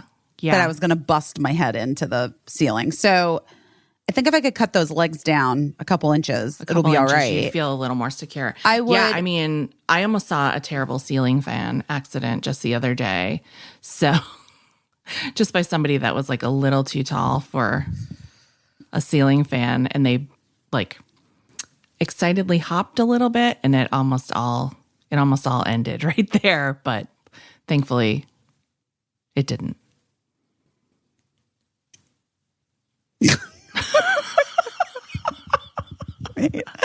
Wait, I can't remember if this happened to Mark or if this is just like a story that he told me. No, I think it happened to him. Oh my God. This is like where I wish he were just like in the same house so that we could. So he could tell us. So he could tell us. I'm almost positive that the summer that I was so fucking miserable because it was the summer Bertie broke their arm and we didn't come back early from that trip we had taken, and Cricket was just turning 1 and then had a fever for like 9 days straight, and it was July. We didn't know what was wrong with her. It was the worst. It was like the worst 3 weeks of my life. And I was just so fucking, it was horrible. It was horrible. It was horrible. Highly stressed. But I was sleeping we were on vacation in like the Outer Banks with Mark's family. Yeah. And I was sleeping in the room that the crib was in, obviously, because Cricket was so sick. Right. You know what it turned out to be? Teething? No. What? A baby UTI. Oh, from like travel and stuff. Oh, poor baby. Yeah. It was terrible. Oh, it was all terrible. That was the worst. That was like, that was one of the worst feelings as a mom. Like, I know, I've had friends who've had kids who've like gone through really serious illnesses and things. Yeah. And like, that's knock wood and thank God, like the closest I've ever come with my kids to like that kind of thing where no one knows what's wrong with the baby. Yeah. And it was like she kept having these high fevers, and then they would kind of come down, but then they would just like come back in. Right. It was clear she had an infection. There was something wrong with her. Yeah. And we were like far away from home, and we weren't, we were like literally in the Outer Banks. And it was just hard. So I was asleep, but we found this amazing pediatrician in town, like a local pediatrician, because the urgent care, there wasn't even a hospital to go to. You know what I mean? Yeah, yeah. And the local urgent care, the guy was like, it was like bad vibes immediately as soon as. Oh, no. And I used my mother sense, and I was like, nope, that's good. We're good. We're gonna go. Because he was like, we're gonna have to put her under, and we're gonna do this. And I was like, nope. I think I'll see you. Bye. Yeah. Found this like local pediatrician. I was like, I know you don't probably take just random vacation patients, but I'm begging you to like let us bring this baby in, please. And so this pediatrician was like, of course, like come in. Yeah. And then she was the one that was like, this is going to sound wild, but you've been traveling and babies can get UTIs. I was like, what? They can? How? I've never even fucking heard of that. Huh. They can. Wow. Well, thank goodness you discovered it. Yeah. Anyway, we discovered it. So one morning, so Mark was like sleeping in whatever was supposed to be like our bedroom, I guess. And he woke up and was like, did this happen to him? If it didn't, if this is somebody else, then I'll find out soon because I'll ask Mark. He heard this noise and he like turned on the light, and the ceiling fan had like come loose from the ceiling. Oh God. And was spinning like full speed, but like 2 feet above the bed. It could have killed you. Well, it wasn't me. It would have killed him. Oh, I thought it was just like over both of you in No. bed. I was sleeping in with the baby. Oh. I was like in the baby's room sleeping because I was so, oh my God, wait, hold on. I'm texting him. Someone sabotaged him. Did a ceiling fan almost kill you once? Or let's be real, was it my witch powers? Because I fucking hated him so much At that moment? week. Oh my God. I hated him. He was so useless. I was like so angry. And Your I powers unscrewed the I'm serious. screw Now by it's just screw. I'm waiting. He hasn't read it yet. I'm waiting for God. like regardless of whether it was him or someone we know, how fucking insane and scary is it to like wake up and like you hear some noise and you're like, what is that weird What's that? noise? And then just a ceiling fan coming at you like a buzz saw. Oh my God. I think it was him. insane. I'll let you guys know by the end of the podcast. When we lived in Brooklyn, we lived in it was like a loft. It was in a former clock factory. And so part of our apartment was down below like ground level. That was like our living area, was our living room and our kitchen. And then we had an upstairs level that was like our bedrooms. And when we first moved in, the bedroom it was like 25-foot ceiling from the ground up to the top of it. And when we first moved in, there was like a half wall that you could actually like lean over to look down into the living room. I can't. Yes, I already hate this. I already hate it. I hate a half wall. Fuck. Which we had them closed up after when I was pregnant for Eli. We did a lot of work and we had them closed up. But this story is to say that I had a birthday party on the roof of that building because we had like a roof deck. And someone brought me a bouquet of balloons. And I brought the balloons into the apartment when the party was over. And I was like, oh, there's such high ceilings in here. It'd be kind of fun just to let the balloons like float up to the ceiling and then they'll just eventually fall down when they run out of helium. This is how young and stupid I was because those balloons just immediately got all sucked into the one ceiling fan 25 feet up in the apartment and the ribbons wrapped around the ceiling fan and just like froze it like within 30 seconds. Yeah. And it was like, we just had what was I gonna, I couldn't handle like the humiliation of like calling a repair person to be like, I let balloons go in my apartment because I'm a child and I shouldn't have this apartment. And so like, can you build a scaffolding to climb 25 feet up in the air and unwind balloons from so anyway, we like rigged up this like painting pole with like, and every day we worked a little bit at it. Unwinding the balloons. It took like, I'm not even joking. I think it like took 2 weeks to get the balloons all the way unwrapped from the ceiling fan. And we just had to suffer. That was the only form of air conditioning in that apartment. But yeah, it was embarrassing. So that's why I'm telling you, because I like to embarrass myself. But here's another thing that I want to say. I'm like, that's not embarrassing. Like you wanted the balloons to be spread out. You thought it'd be fun. I was trying to be whimsical. Listen, you didn't grow up with a ceiling fan, did you? I didn't grow up with a 25-foot ceiling or a ceiling fan. I grew up with a ceiling fan, and I knew what ribbons could do to that ceiling fan. I'm sure. Also, my friend Lisa used to make us, like, one game she loved was putting like plastic cups with water on the ceiling fan and as then like a practical joke.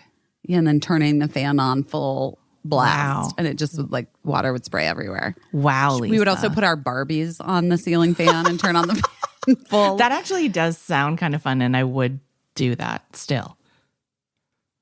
I mean, wait, Mark said yes. And then he goes, also, there was a bird in that apartment on King, like the first place we stayed when we came to New York. And when I turned on the light, the ceiling fan went on and almost killed the bird. Oh my God. Jesus Christ. I think Mark should have access to ceiling fans less than I should. I know. Wait, on King? I don't remember that. he almost chopped up a bird that was in here. Well, wait. Once, did I tell you about the bird? A million years ago when we were in San Miguel de Allende, Cricket was a baby, again, 4 months old. Yeah. So Birdie was like 5. And this bird flew into Birdie's bedroom. And it was like terrifying because we wanted to get the bird out. And the people came. Oh, no. No, he didn't mean here in New York. In Los Angeles, when he first moved to Los Angeles. Oh, that makes more sense. Okay, This makes more sense. Yeah, Because okay. he was a child. He was like 22. Okay. Oh my God. That's hilarious. But yes, the ceiling fan did almost kill him. And maybe I did it. Wow. No. With your With rage. with my power. With my rage. Oh my God. My rage. Your rage is your power. It is my power. I mean, a superpower? Sure.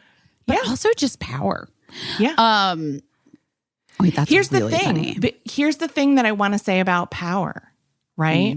Mm-hmm. See if this sounds like I'm high. Power doesn't have to do big things. You know what I mean? Like, I think people think like Right. I'm powerless, but power doesn't have to do big things to accomplish big things. Sometimes all it needs to do is loosen a few screws. Whoa. To murder your husband, but also other things. Also other things that you should do. Well, sure. I mean, wait, what happened with the bird in San Miguel? I'm being bad at telling this story, but basically, like, we called the people. We were staying in this like beautiful house in San Miguel that Irene had rented, and of course, like, Irene is so wonderful, but doesn't have kids, and so like Right. she picks these places that are like gorgeous, but Made of glass. clearly made of glass, right? Yeah. Exactly. And but anyway, that wasn't even the issue. So the people who worked in the place were like, "Oh my God, we got to get this bird out," and somehow I don't even know what. We opened the windows, we opened the door, and the people came in who like worked in the home, and they were like, oh, we'll light a fire in the fireplace and it'll like go. No, it flew directly into Of course. and it exploded. Like God. the bird exploded. Oh But my then like God. weirdly, it came out of the fire. Like I was like, and then so Birdie and I are screaming and hysterically crying.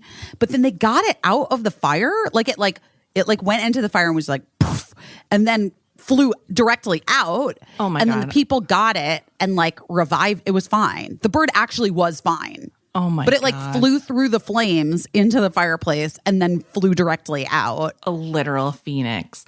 Did you? It was terrifying though, and Birdie and I were like screaming and crying because we thought they had my killed the God. bird. And remember when they killed the bat? Yes. The other time that I was in that place and a bat flew into the room, and so we called and I thought the guy was gonna like gently usher the bat out, and he just like pulverized it. pulverized it on the wall. And I was like, my that God. was uncalled for, sir. There's a bat shortage, sir. That was deeply upsetting, and it still haunts my dreams. So I'm sure. Oh my God. Well, this will lift your spirits, or maybe you know about one of my favorite viral videos. It won't lift you.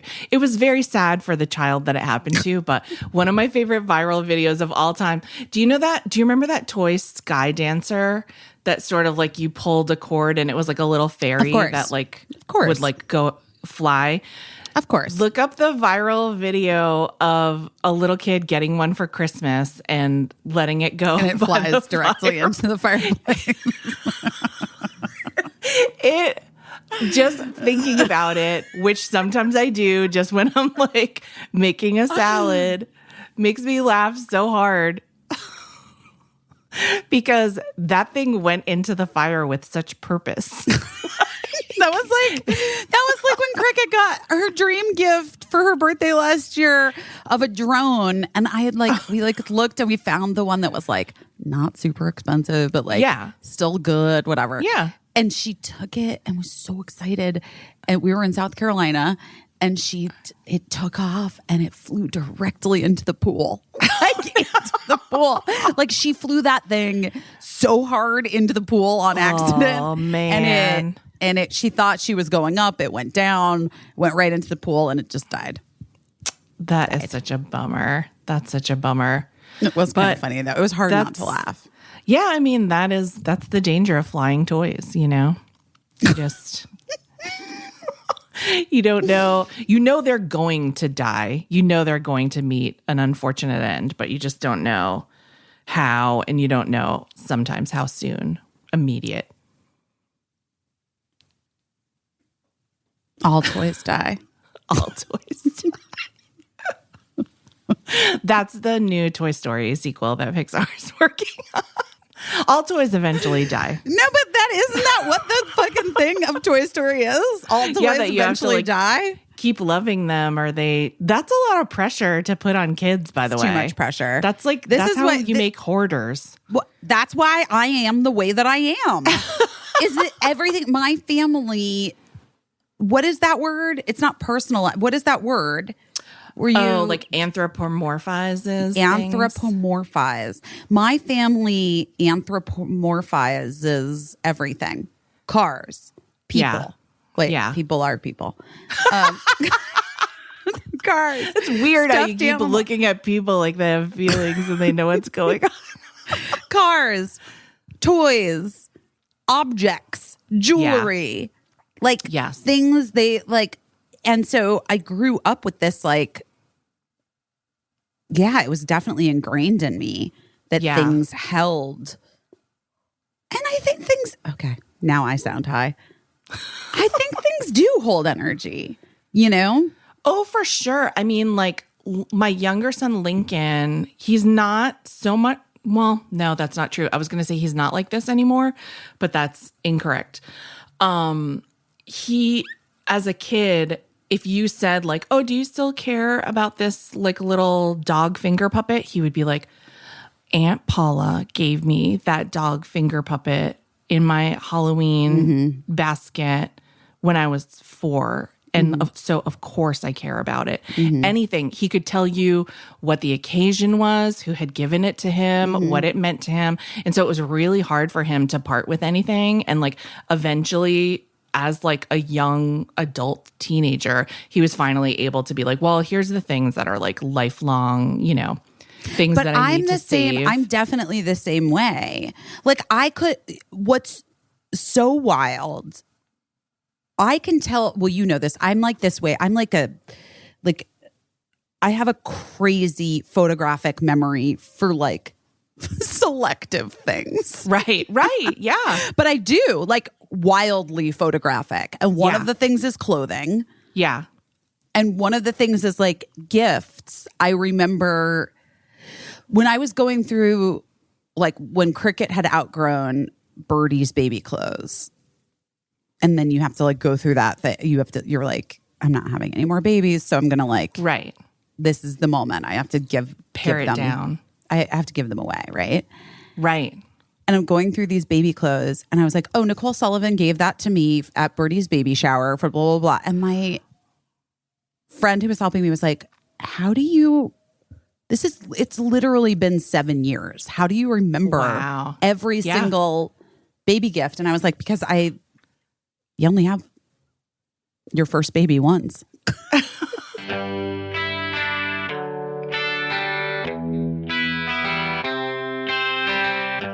Oh my God, I got my Frame Bridge stuff back.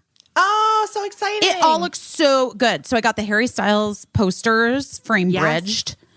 And I got this little print that I had purchased from Seal Warrant, the artist, that says girls are allowed. And I did a pink mat and a pink frame from Frame Bridge, and it looks so cute. Amazing. I know.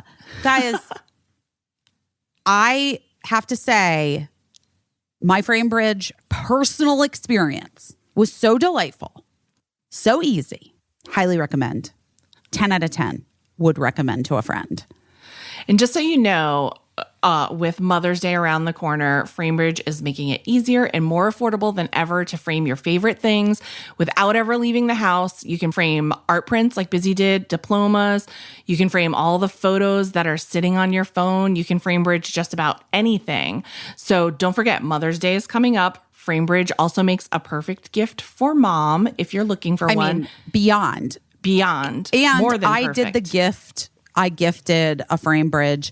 I'm gonna do 2 coming up for Mother's Day as well. But I did a Framebridge thing to Emily, and the gift part of it was so easy and also fun because I picked all the stuff out. They did all of it. They shipped it to her. And select gifts ship the next day. So there's not even like any wait time. So you go to framebridge.com and upload your photo, or they will send you packaging to safely mail in your physical pieces if it's art or a poster or a larger photo you want framed. Right. And then you get to look online, you preview it in dozens of different frame styles and gallery wall layouts, and then you choose your favorite, or you get free recommendations from their designers, and they custom frame your item and deliver your finished piece directly to your door or your mom's door or your friend's door, ready to hang.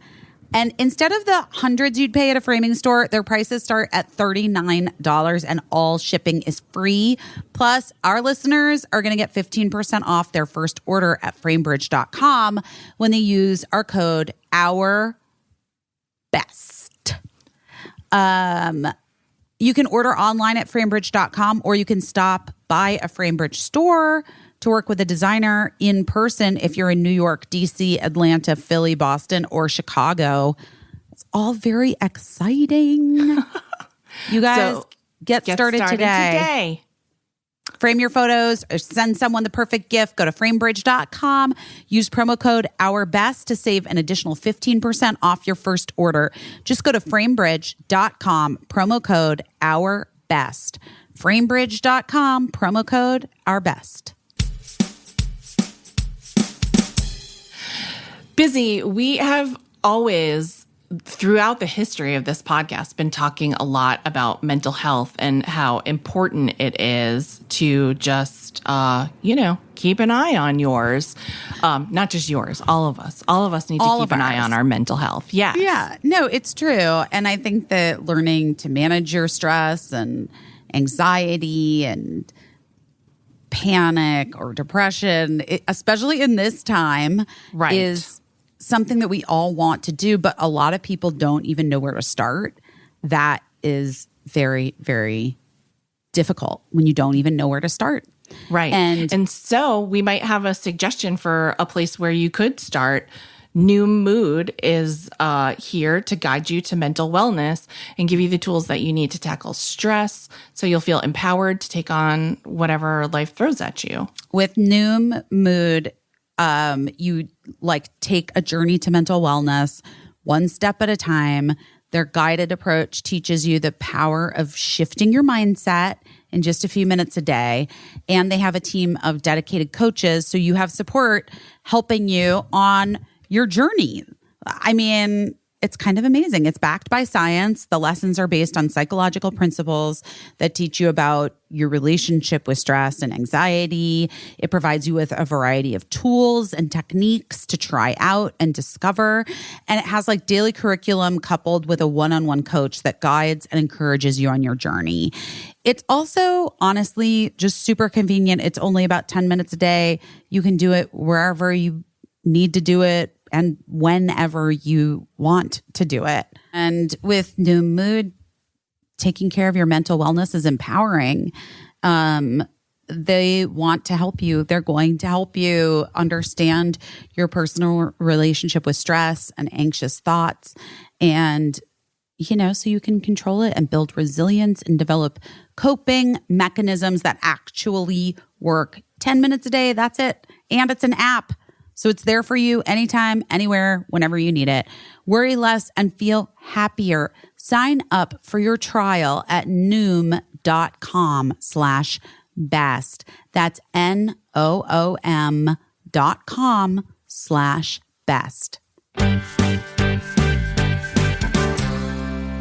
But you have a wild memory. I don't think we've ever told this on the podcast before, but when we were doing Busy Tonight, we brought in a producer to meet, and we didn't tell you anything other than her first name just because we just didn't. And, it'll become clear, I think, why we didn't say everything. But we just wanted you to meet her, and you were like, oh, I really liked her. She was great. But before the end of the meeting, you said to her, didn't I meet you one time at such and such a bridal shop? Were you there with your sister trying on wedding gowns? And she was like, yes. And then you were like, are you Billy Crystal's daughter? And she was like, yes. Okay. That was because it was such a wait. I have to close this window. Now it's fucking cold. I don't understand New York. I was hot. I'm cold. Hold on. Oh, God. Oh, don't. Wait, I don't want the Zoom recorder to drop on the ground. Yeah, don't do that. Don't face laser it. All right. That's better. Well, I remember that because I've only gone with people to try on wedding dresses once. Right. One time. One time. One time. My friend Lisa. Yeah. The aforementioned Lisa. Oh, the cup prankster. I know I went to one of Leanne's fittings, but she'd already bought the dress. Okay. So yeah. So it was like a very memory. special thing. Yeah. Yeah, but also it was we were the only people. It was fancy. We were the only people in there other than this really cute family, and the dad was with them. So when I was sitting across from her, I was like, I know her face. Where was it? I'm tracking back in my memory, and I was like, you were one of those women that were there, one of those girls that was there trying on wedding dresses, and Billy Crystal was the dad. The dad was being so cute, and then we were like, the dad is being so fucking cute, and they were like, oh my God, it's Billy Crystal. But yeah, Lindsay's not famous, so you wouldn't have recognized her, but your memory is that good. Nia Vardalos is like that too, by the way. I'm sure I told you we were at some restaurant and she was like, I think that man is the owner of the restaurant, the man sitting behind you. And she was like, because he looks so familiar to me and I like this restaurant. And so then she asked the server, because she's the most friendly to servers of any, she'll always have the most interesting conversation with a server at a restaurant, and it's so fun to listen to them talk. But so anyway, she was like, is that man sitting behind my friend the owner of the restaurant? And he was like, no, I don't know who that man is. And she was like, I know that man from somewhere. I know him from somewhere. And she just kept trying to puzzle it out, and she never got it. But then the man at the end of his dinner came over, and he was like, Nia, I'm so sorry to bother you. I'm whatever his name was. And he was like, but 10 years ago, I bothered you. I saw you at another restaurant, and I bothered you to get a photo together, and you were so nice. Here it is on my phone. Can we take another one? And she was like, oh yeah, sure. And I was like, you remembered him from taking a photo with him 10 years ago? But she did. And then she made him the owner of the restaurant. She promoted him. I know. She promoted him in her memory. I can't imagine, but I guess maybe I might recognize, I don't know. Who knows what their interaction was or why she. Yeah. But also some people stick in your brain and some people don't. I don't know. Yeah. Yeah. You know what I mean? They're mind stickers. Have you ever seen that No. that Tab soda commercial? No. There's a vintage but it commercial for Diet Tab soda, which is about all about weight loss. And it's basically telling you, if you lose weight from drinking this soda, you'll stick in people's minds. But the jingle is you'll be a mind sticker. It's so ew. I don't like it's that not at even all. It's a gross message, but it's also so inelegantly stated that. Here's what I want to say though. I feel like the theme of today's show. Gina woke up and now is just, I shit you not. It is 4:59. She wants dinner. She eats dinner. This little baby. She's a retired Floridian. She eats dinner at 5 p.m. on the dot. every day she's like, hello, it's time. It's time. Yesterday we were at the house because I wasn't doing the pod and whatever, we were hanging out. And I was like, what was I doing? I don't know. Cricket and I were doing something, or I don't remember. And then this one came up and just started like barking and being super weird and like buggy, hitting me with her paw. I was like, what is going on? And then it was 5:05. There you go. She was ready for dinner. She was ready for her dinner. Are you ready for your dinner, you little puppy lady? You little puppy lady. You're so tired. You're so out of it. You're so out of it when you go on your big runs. I wonder if she feels so free when she's out there running in the woods. I mean, she has a leash on, I bet. I would think he takes it so, off. But I don't know. She's pretty good off leash, so maybe she gets to run free. I don't ask. As long as she comes back to me. As long as she, yes. If you love something. But the theme of today is things have meaning, and people do too. It's true. Things that stick. Yes. Things and people that stick. Well, I think that's a good theme. I think that, I mean, I always feel weird talking about things that like I got to go to or whatever, but it was on Instagram, so I don't think that the person would care.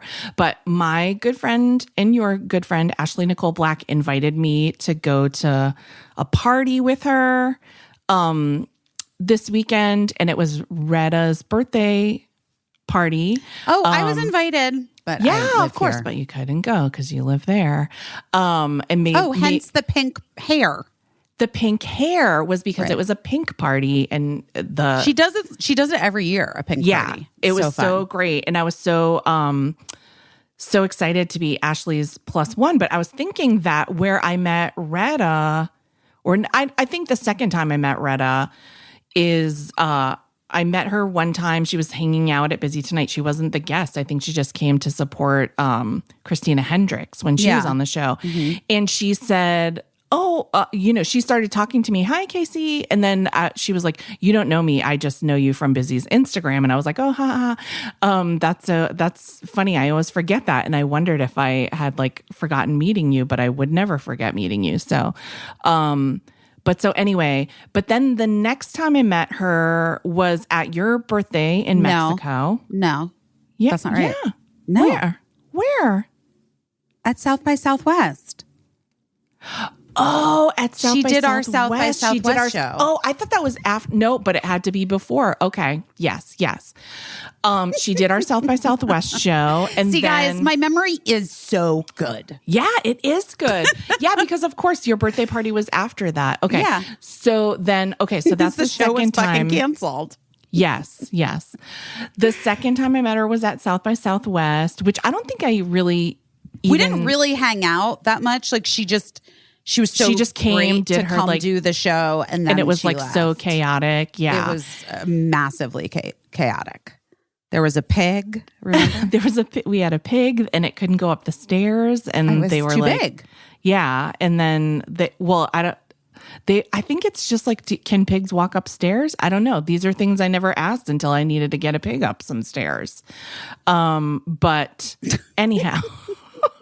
The third time I met her was at your birthday party in Mexico, and she's so much fun at a party.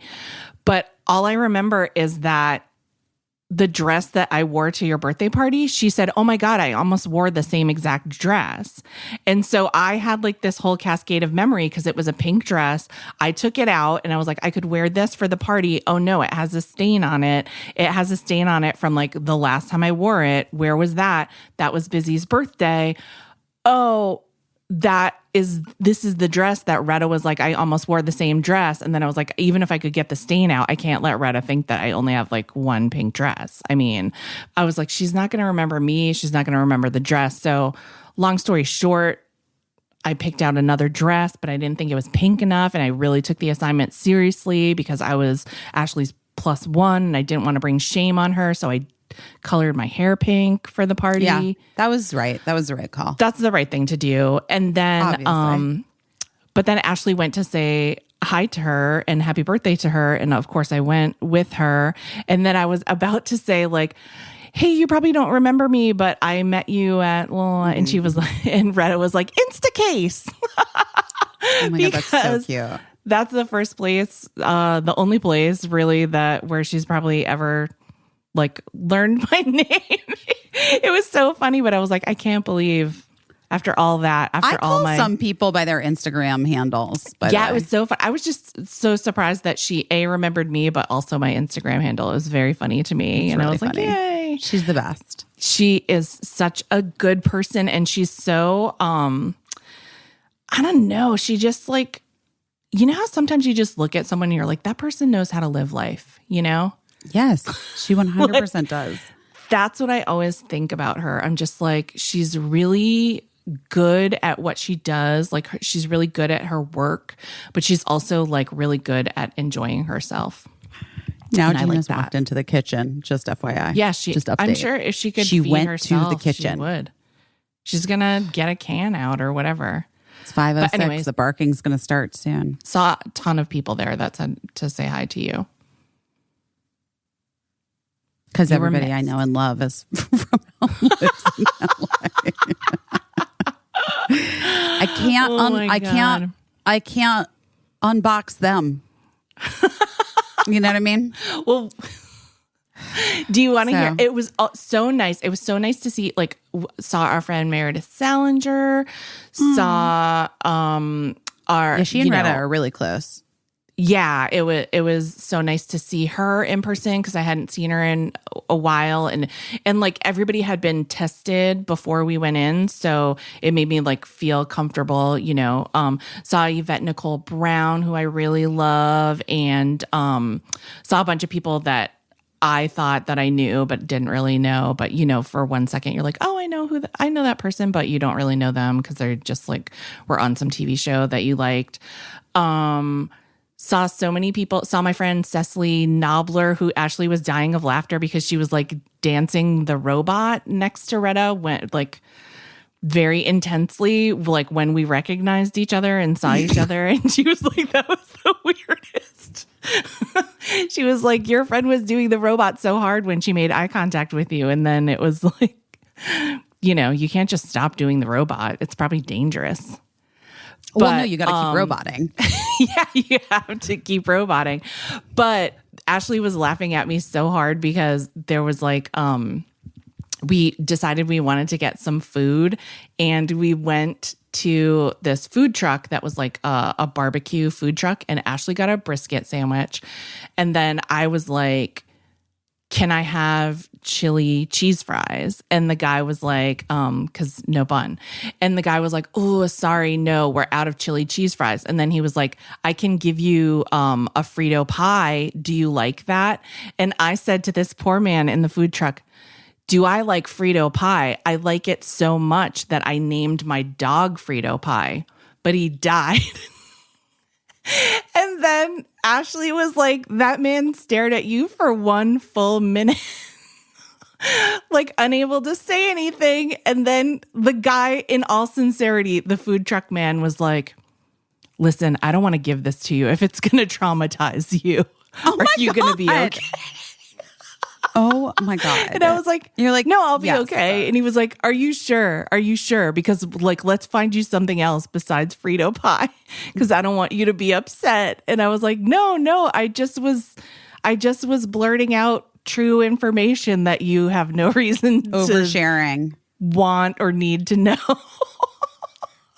But yes, I was Frito oversharing. pie. I know, but this is what I'm saying. Like, all of our brains are broken. Like, we don't know how to be people anymore, and like how to interact appropriately.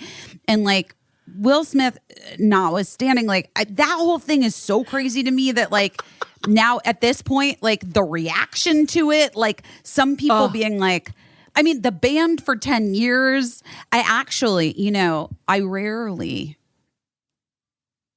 LOL at a Weekend Update. Sometimes Yeah. I'll be like, huh, that's funny. But I Yeah, actually LOL'd at the Colin Jost thing about like, he's banned for, is that a punishment? and then like, what they really should do to like get back at him is make him host next year. And I like fully laughed. Like That's I the actually worst think punishment. I actually think that is the fucking worst punishment that they could have it's bestowed upon him. Like, first of all, it's so fucking hard to stand up in front of like your peers. Right. Not that I've ever even done an award show on that level. Right. But like I've hosted non-televised award shows. Right. And like it's so intimidating to like have to stand up and like make jokes and do monologues and shit. That's what his punishment should be. And punishment, please. Guys, what the fuck are we talking about? We're not in third grade. I don't even understand what is happening anymore. But like you saying that to the guy who's just trying to get you some food is like equivalent to I went to this like shoe gifting thing. That's why Ashley Margolis was in town. Okay. And I ran into Leslie Bibb, who I hadn't seen in a long time. And we've literally known each other since teenagers, and met this other woman who was very cool, and I liked her, and our kids go to the same school, which I didn't know until that moment. And she's like a model. She was interesting. I don't know what she does now. She probably does something. I'm sorry. She was like she was like a supermodel, but like whatever. Anyway, I just like launched into oversharing about like everything that was so inappropriate. And at some point I was like, this is not okay. I said it out loud. I was like, guys, this is not okay. I'm really sorry. I like you both. I know we've just met, Leslie. We've known you. Like, I gotta shut the fuck up. Like, just tell me to shut the fuck up. But what do you do? Like, there's so much to wade through, you know, like, and it's so hard to figure out literally how to just have pleasantries.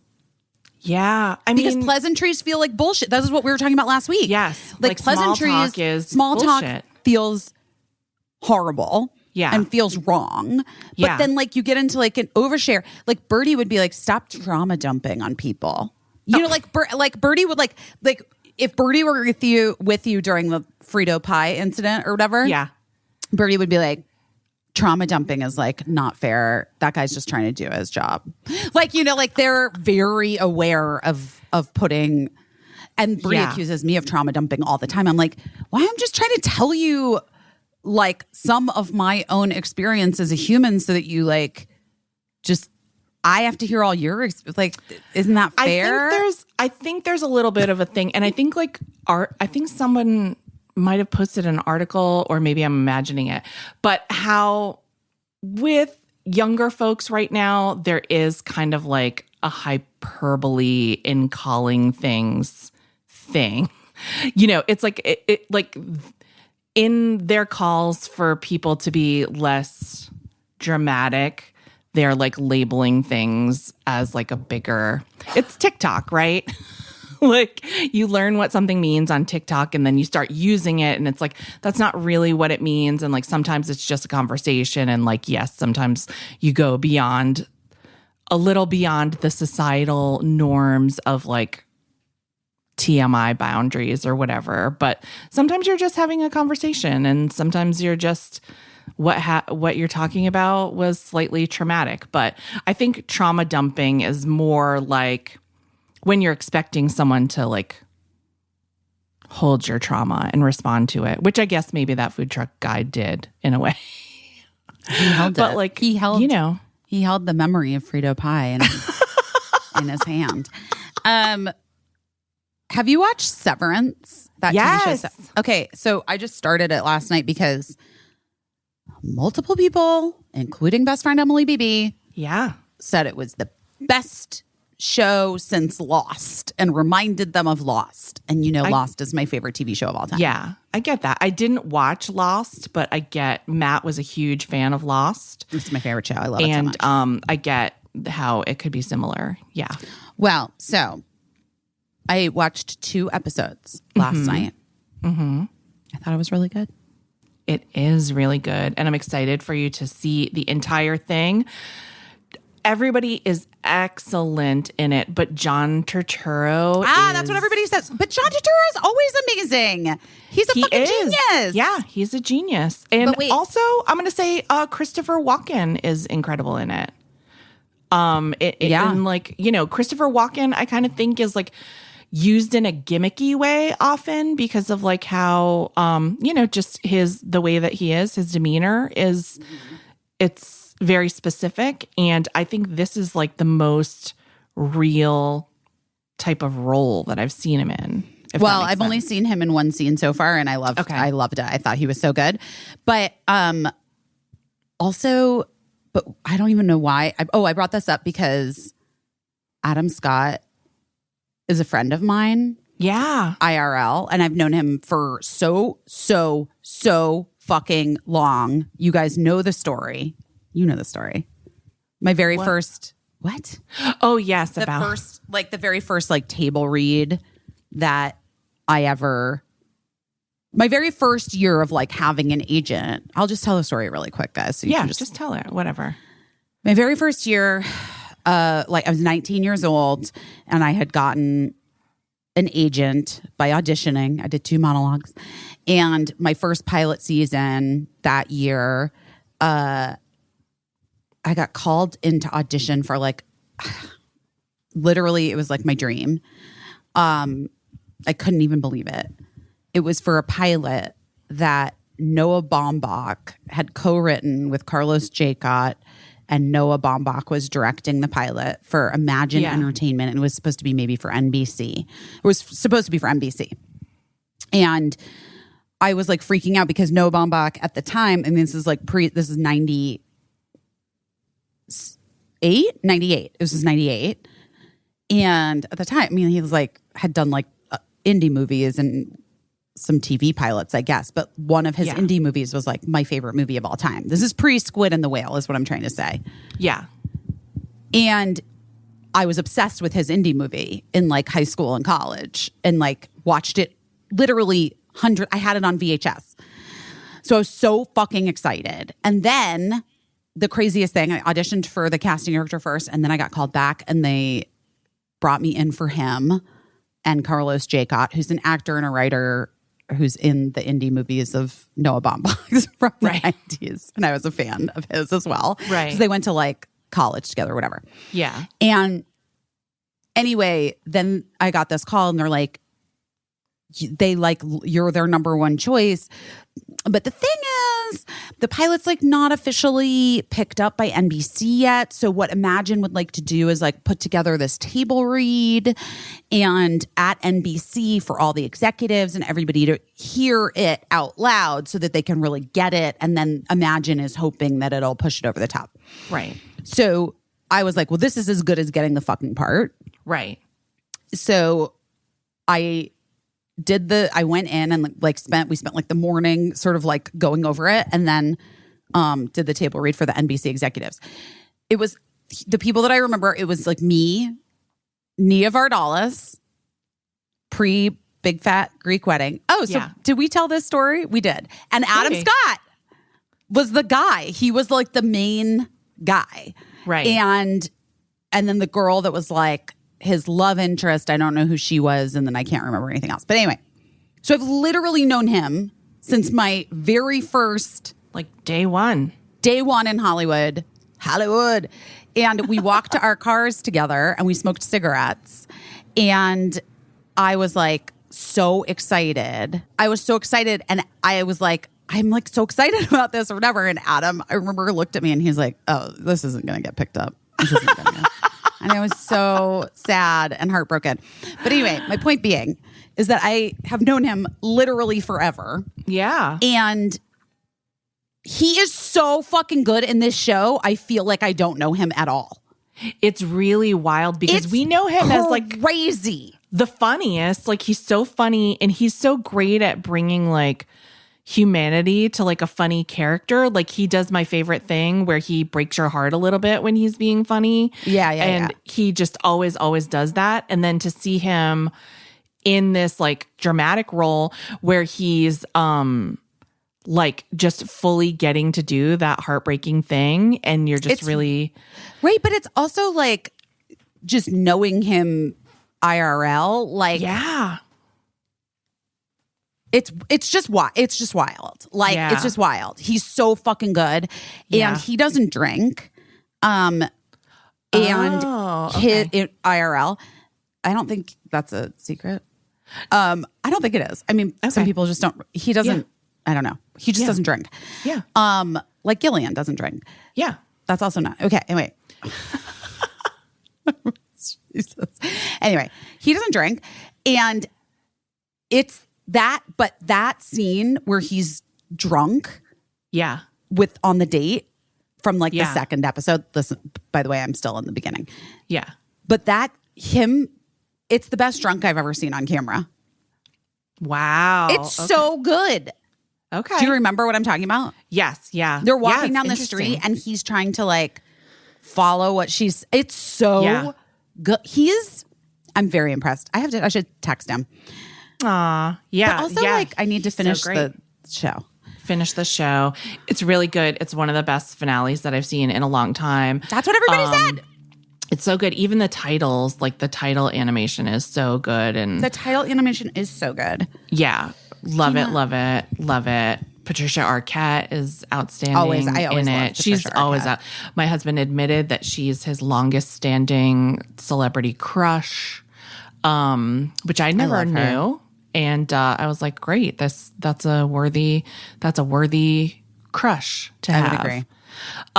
Yeah, it's so good. So anyway, highly recommend if you're looking for a good show to watch. There's a good thread on the Facebook group.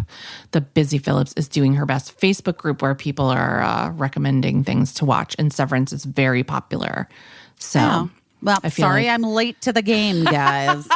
Maybe I should get on Facebook. Christ. I'm just glad you're watching it. You're definitely not alone in people that are just jumping into it. Because there's something to be said for letting the episodes collect so that you can really watch them. Yes, that's right, Caissie. Yeah. Well, guys, this has been another thrilling episode of our show. Oh my God, wait. What? Breaking. Britney Spears just shared she's pregnant with her third child. She just announced via Instagram that she is pregnant. Wow. Well, good for her. I hope she's very happy. Oh my God, wait. This is amazing. Can I just read it? Yeah, read it. I lost so much weight to go on my Maui trip, only to gain it back. Then the shrug emoji. I thought, geez, what happened to my stomach? My husband said, no, you're food pregnant, silly. So I got a pregnancy test and, I'm having a baby. Wow. Wow. Good for her. I hope she's very happy, and I hope that he's taking good care of her. And I hope that her whole family, her whole nuclear family, her other children are happy. Her extended family, I don't care if they're happy. Oh my goodness, Brittany. Wow, Brittany. How old is Britt? She's young, right? Yeah, she's like one of those people that you're always surprised to hear, like Lindsay Lohan, Britney Spears, because they've been famous since they were fetuses.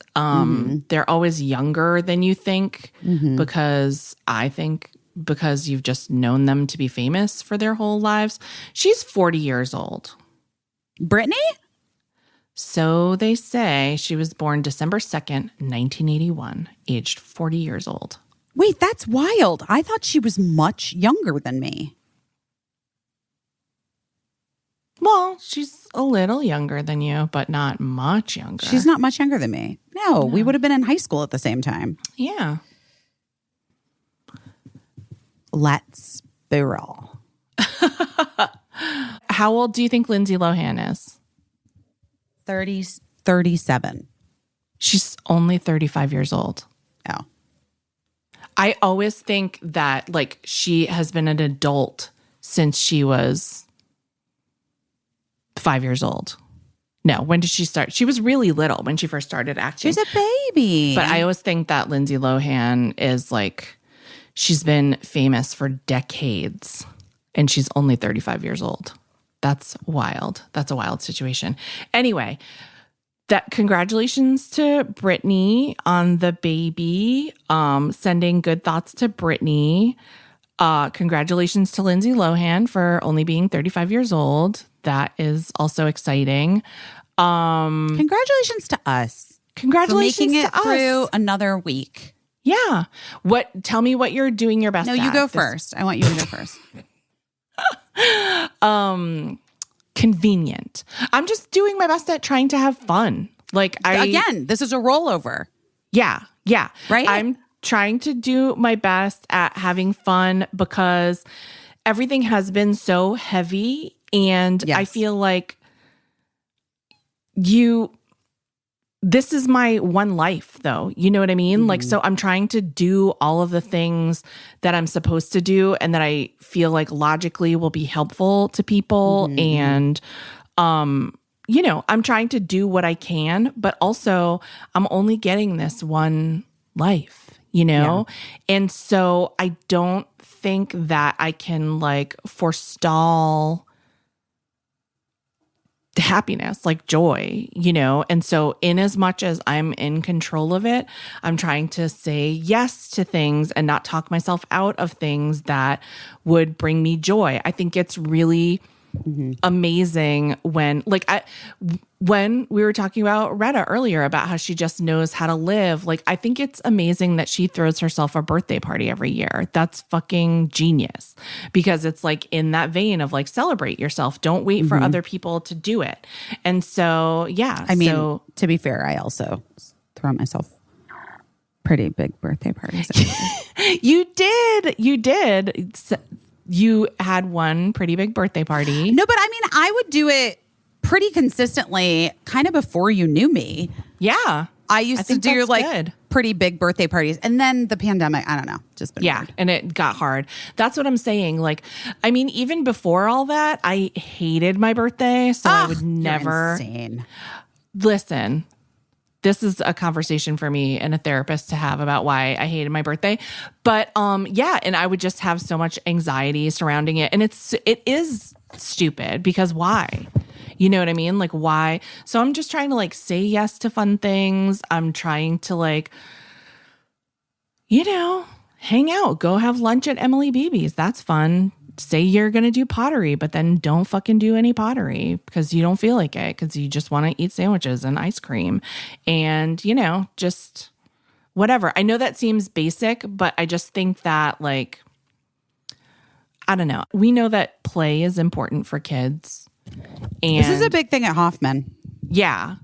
That doesn't surprise me to hear that. Play is really important for kids. It's important for their growth and their development.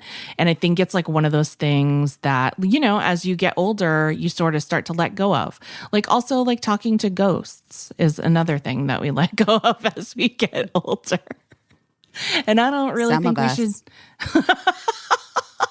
I don't think we should stop doing either of those things. So I've just been trying to play more and do more things that just, give you a little shot of well, this was a good day, and I feel really lucky to be in a space where that even feels like something that I can do right now because I know that's a luxury. It's not that way for everybody. And sometimes no matter how much you would try to be joyful and find something to be whimsical or enjoy, it's not always that easy. So I'm just trying to take advantage of it while I'm in that space right now.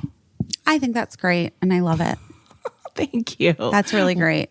What are you doing your best at? Okay. So I, decided I was going to take a break from drinking to see if my mood improved. Yeah. It did. I mean, not necessarily. Okay. I'm just totally honestly. Yeah. But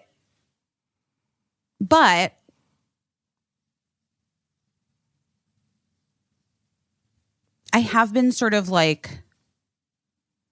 do feel it makes me feel bad in some ways. So, and I'm like, I don't know, like, you know, all that stuff, like with the body stuff and whatever. Yeah. I'm just like, oh my God, Gina. She just hit her head on. Her head. I can hear she it. bumped her head on the desk in an attempt to get a head rub. Aww. Oh my God, she's so cute. So I stopped drinking alcohol. Still drinking sparkling water, guys. Oh my God. And regular water. And it hasn't it hasn't made me feel like remarkably better, but I do actually think that I've had less sort of mood swings. Do you know what I mean? Yeah. Yeah. And I've just, you know, and I decided I wanted to like just start eating healthier again and not ordering out just like carbohydrates and like sugar.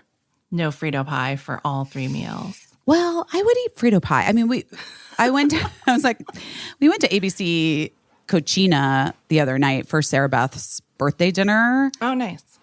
And yeah, I fully ate like chips and guac and all the stuff. You know, I just didn't drink anything, and like, I don't know. I feel like I'm trying to slow down on sugar. Yeah. Because I think sugar's also a thing that like can be a depressive, right? Because like anything that's good or fun or lovely to taste in your mouth ultimately depresses you. Well, I think when we lived in Westport, did I ever tell you about this? About like how this person had like a van that they drove around town that was like sugar is drugs, and it had like, you know, like sugar equals cocaine or sugar equals and, like, death. I've seen that on a car. Really? Yeah, just I Maybe mean, it's the same person. but probably, or like they work for the same anti-sugar lobby. But I just think that anything that's hard to say no to is like, that's for a reason, because it does something to you. Like whether that's like chemically or psychologically, like anything that you could like take or leave is like probably safe. But anything that you feel like you can't really pass up on it, always makes me wonder, well, like, what is this doing for me? What is this doing to me? And, you know, so yeah, sometimes it feels good to like exert some power over something that at some times has made you feel like, you know, like, oh, I can't stop eating these gummy bears or whatever, you know, everybody's felt that way. Yeah. And I've actually done it. Yeah. And, you know, and those are the kind of things where like once you start, it can be hard to stop. And then it doesn't, when you eat the 1,000th one, it doesn't feel as good as the first one. And yet you're like driven. So like I do sometimes wonder like, well, why is that? What exactly is happening here? So I don't necessarily think that sugar equals cocaine, but I don't not think that like sugar has like some kind of power over me. Certainly sometimes. me. Yeah. And then last night, like I was laughing at myself because I'm trying to like just sort of break the habit. Like I'm not like, you know, I can't ever at this point in my life like diet, you know, because that would be fucked for a number of reasons. Yeah. But so anyway, but I am like trying to like just make these changes and like not, you know, just take a break from some things for a while. Yeah. So last night I was like going to watch Severance and I had been gotten a little high. Yeah. And so I was like, what can I eat? And I had frozen blueberries and I'm like, I'm going to eat these frozen blueberries. And I have to say, I was like, it's not the same. Or as jelly beans. Good.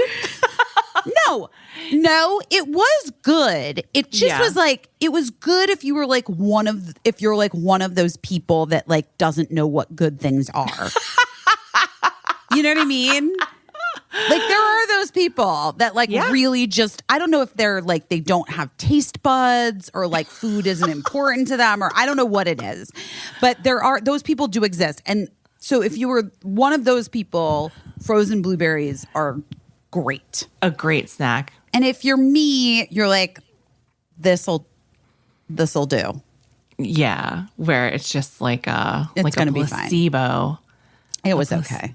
Now Jean is depressed on the floor next to me because I haven't fed her dinner and it's 5:37. She's off schedule. She's mad like, as hell. I'm off schedule. Give her What are some you frozen doing? blueberries. She would love them. She would love them. Dogs. Oh, love the Kim blueberries. Kardashian, Pete Davidson at John and Vinny's, one of my old. That was like my old haunt Your in old LA. haunt, John and Vinny's. Yes, Why is it now? Why are they? What's happening? they went on a date there to eat food. I know. Well, now I feel like. Now you feel like it's all over for John and Vinny's, and you can't go back there. See, I was ahead of the trend there. I mean, you were lucky because, like, I know many people who just tried to go to John and Vinny's because they were hungry and they could never get in because it's so popular. So you're lucky to have known the joy of John and Vinny's. I am. But, I am I mean, lucky to have known that joy. I'm sure But you'll also be back it was- there one day. Oh, for sure. Well, You just went there probably. we just had it when we were there for spring break. Oh, hilarious. All right. Guys. Guys, I hope you're doing your best at whatever you want to do your best at this week. Yeah. And until next week.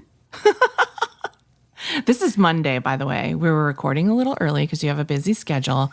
So I just want to say, if it turns out that Kim and Pete thing, if we find out on Tuesday that it was staged and that it didn't really happen, or if Jen and Ben break off their engagement, Or anything like that. Brittany's not, but that was just a joke, like a late April Fool's joke. A very late April Fool's We joke. don't know. We don't know. It's Monday. We're just reporting the news as we hear it. Mm-hmm. But until we talk to you next week. We love you. We love you. And the best part is it's reciprocated, I think, for most of you. Unless you're hate listening. And in that case, I don't know why you're doing that. I mean, it's your life. You can do what you want, but there's you know what? so Do many, what you do what you so love. many better ways to Do what spend you 3 love. hours a week. And if you love, listen, and if you love hate listening to us, bless your fucking hearts. Bless them. Nope, there goes Gina. All right. And on that note, we love you guys. Love you. Bye. I don't know what I'm doing, but I'm doing my best.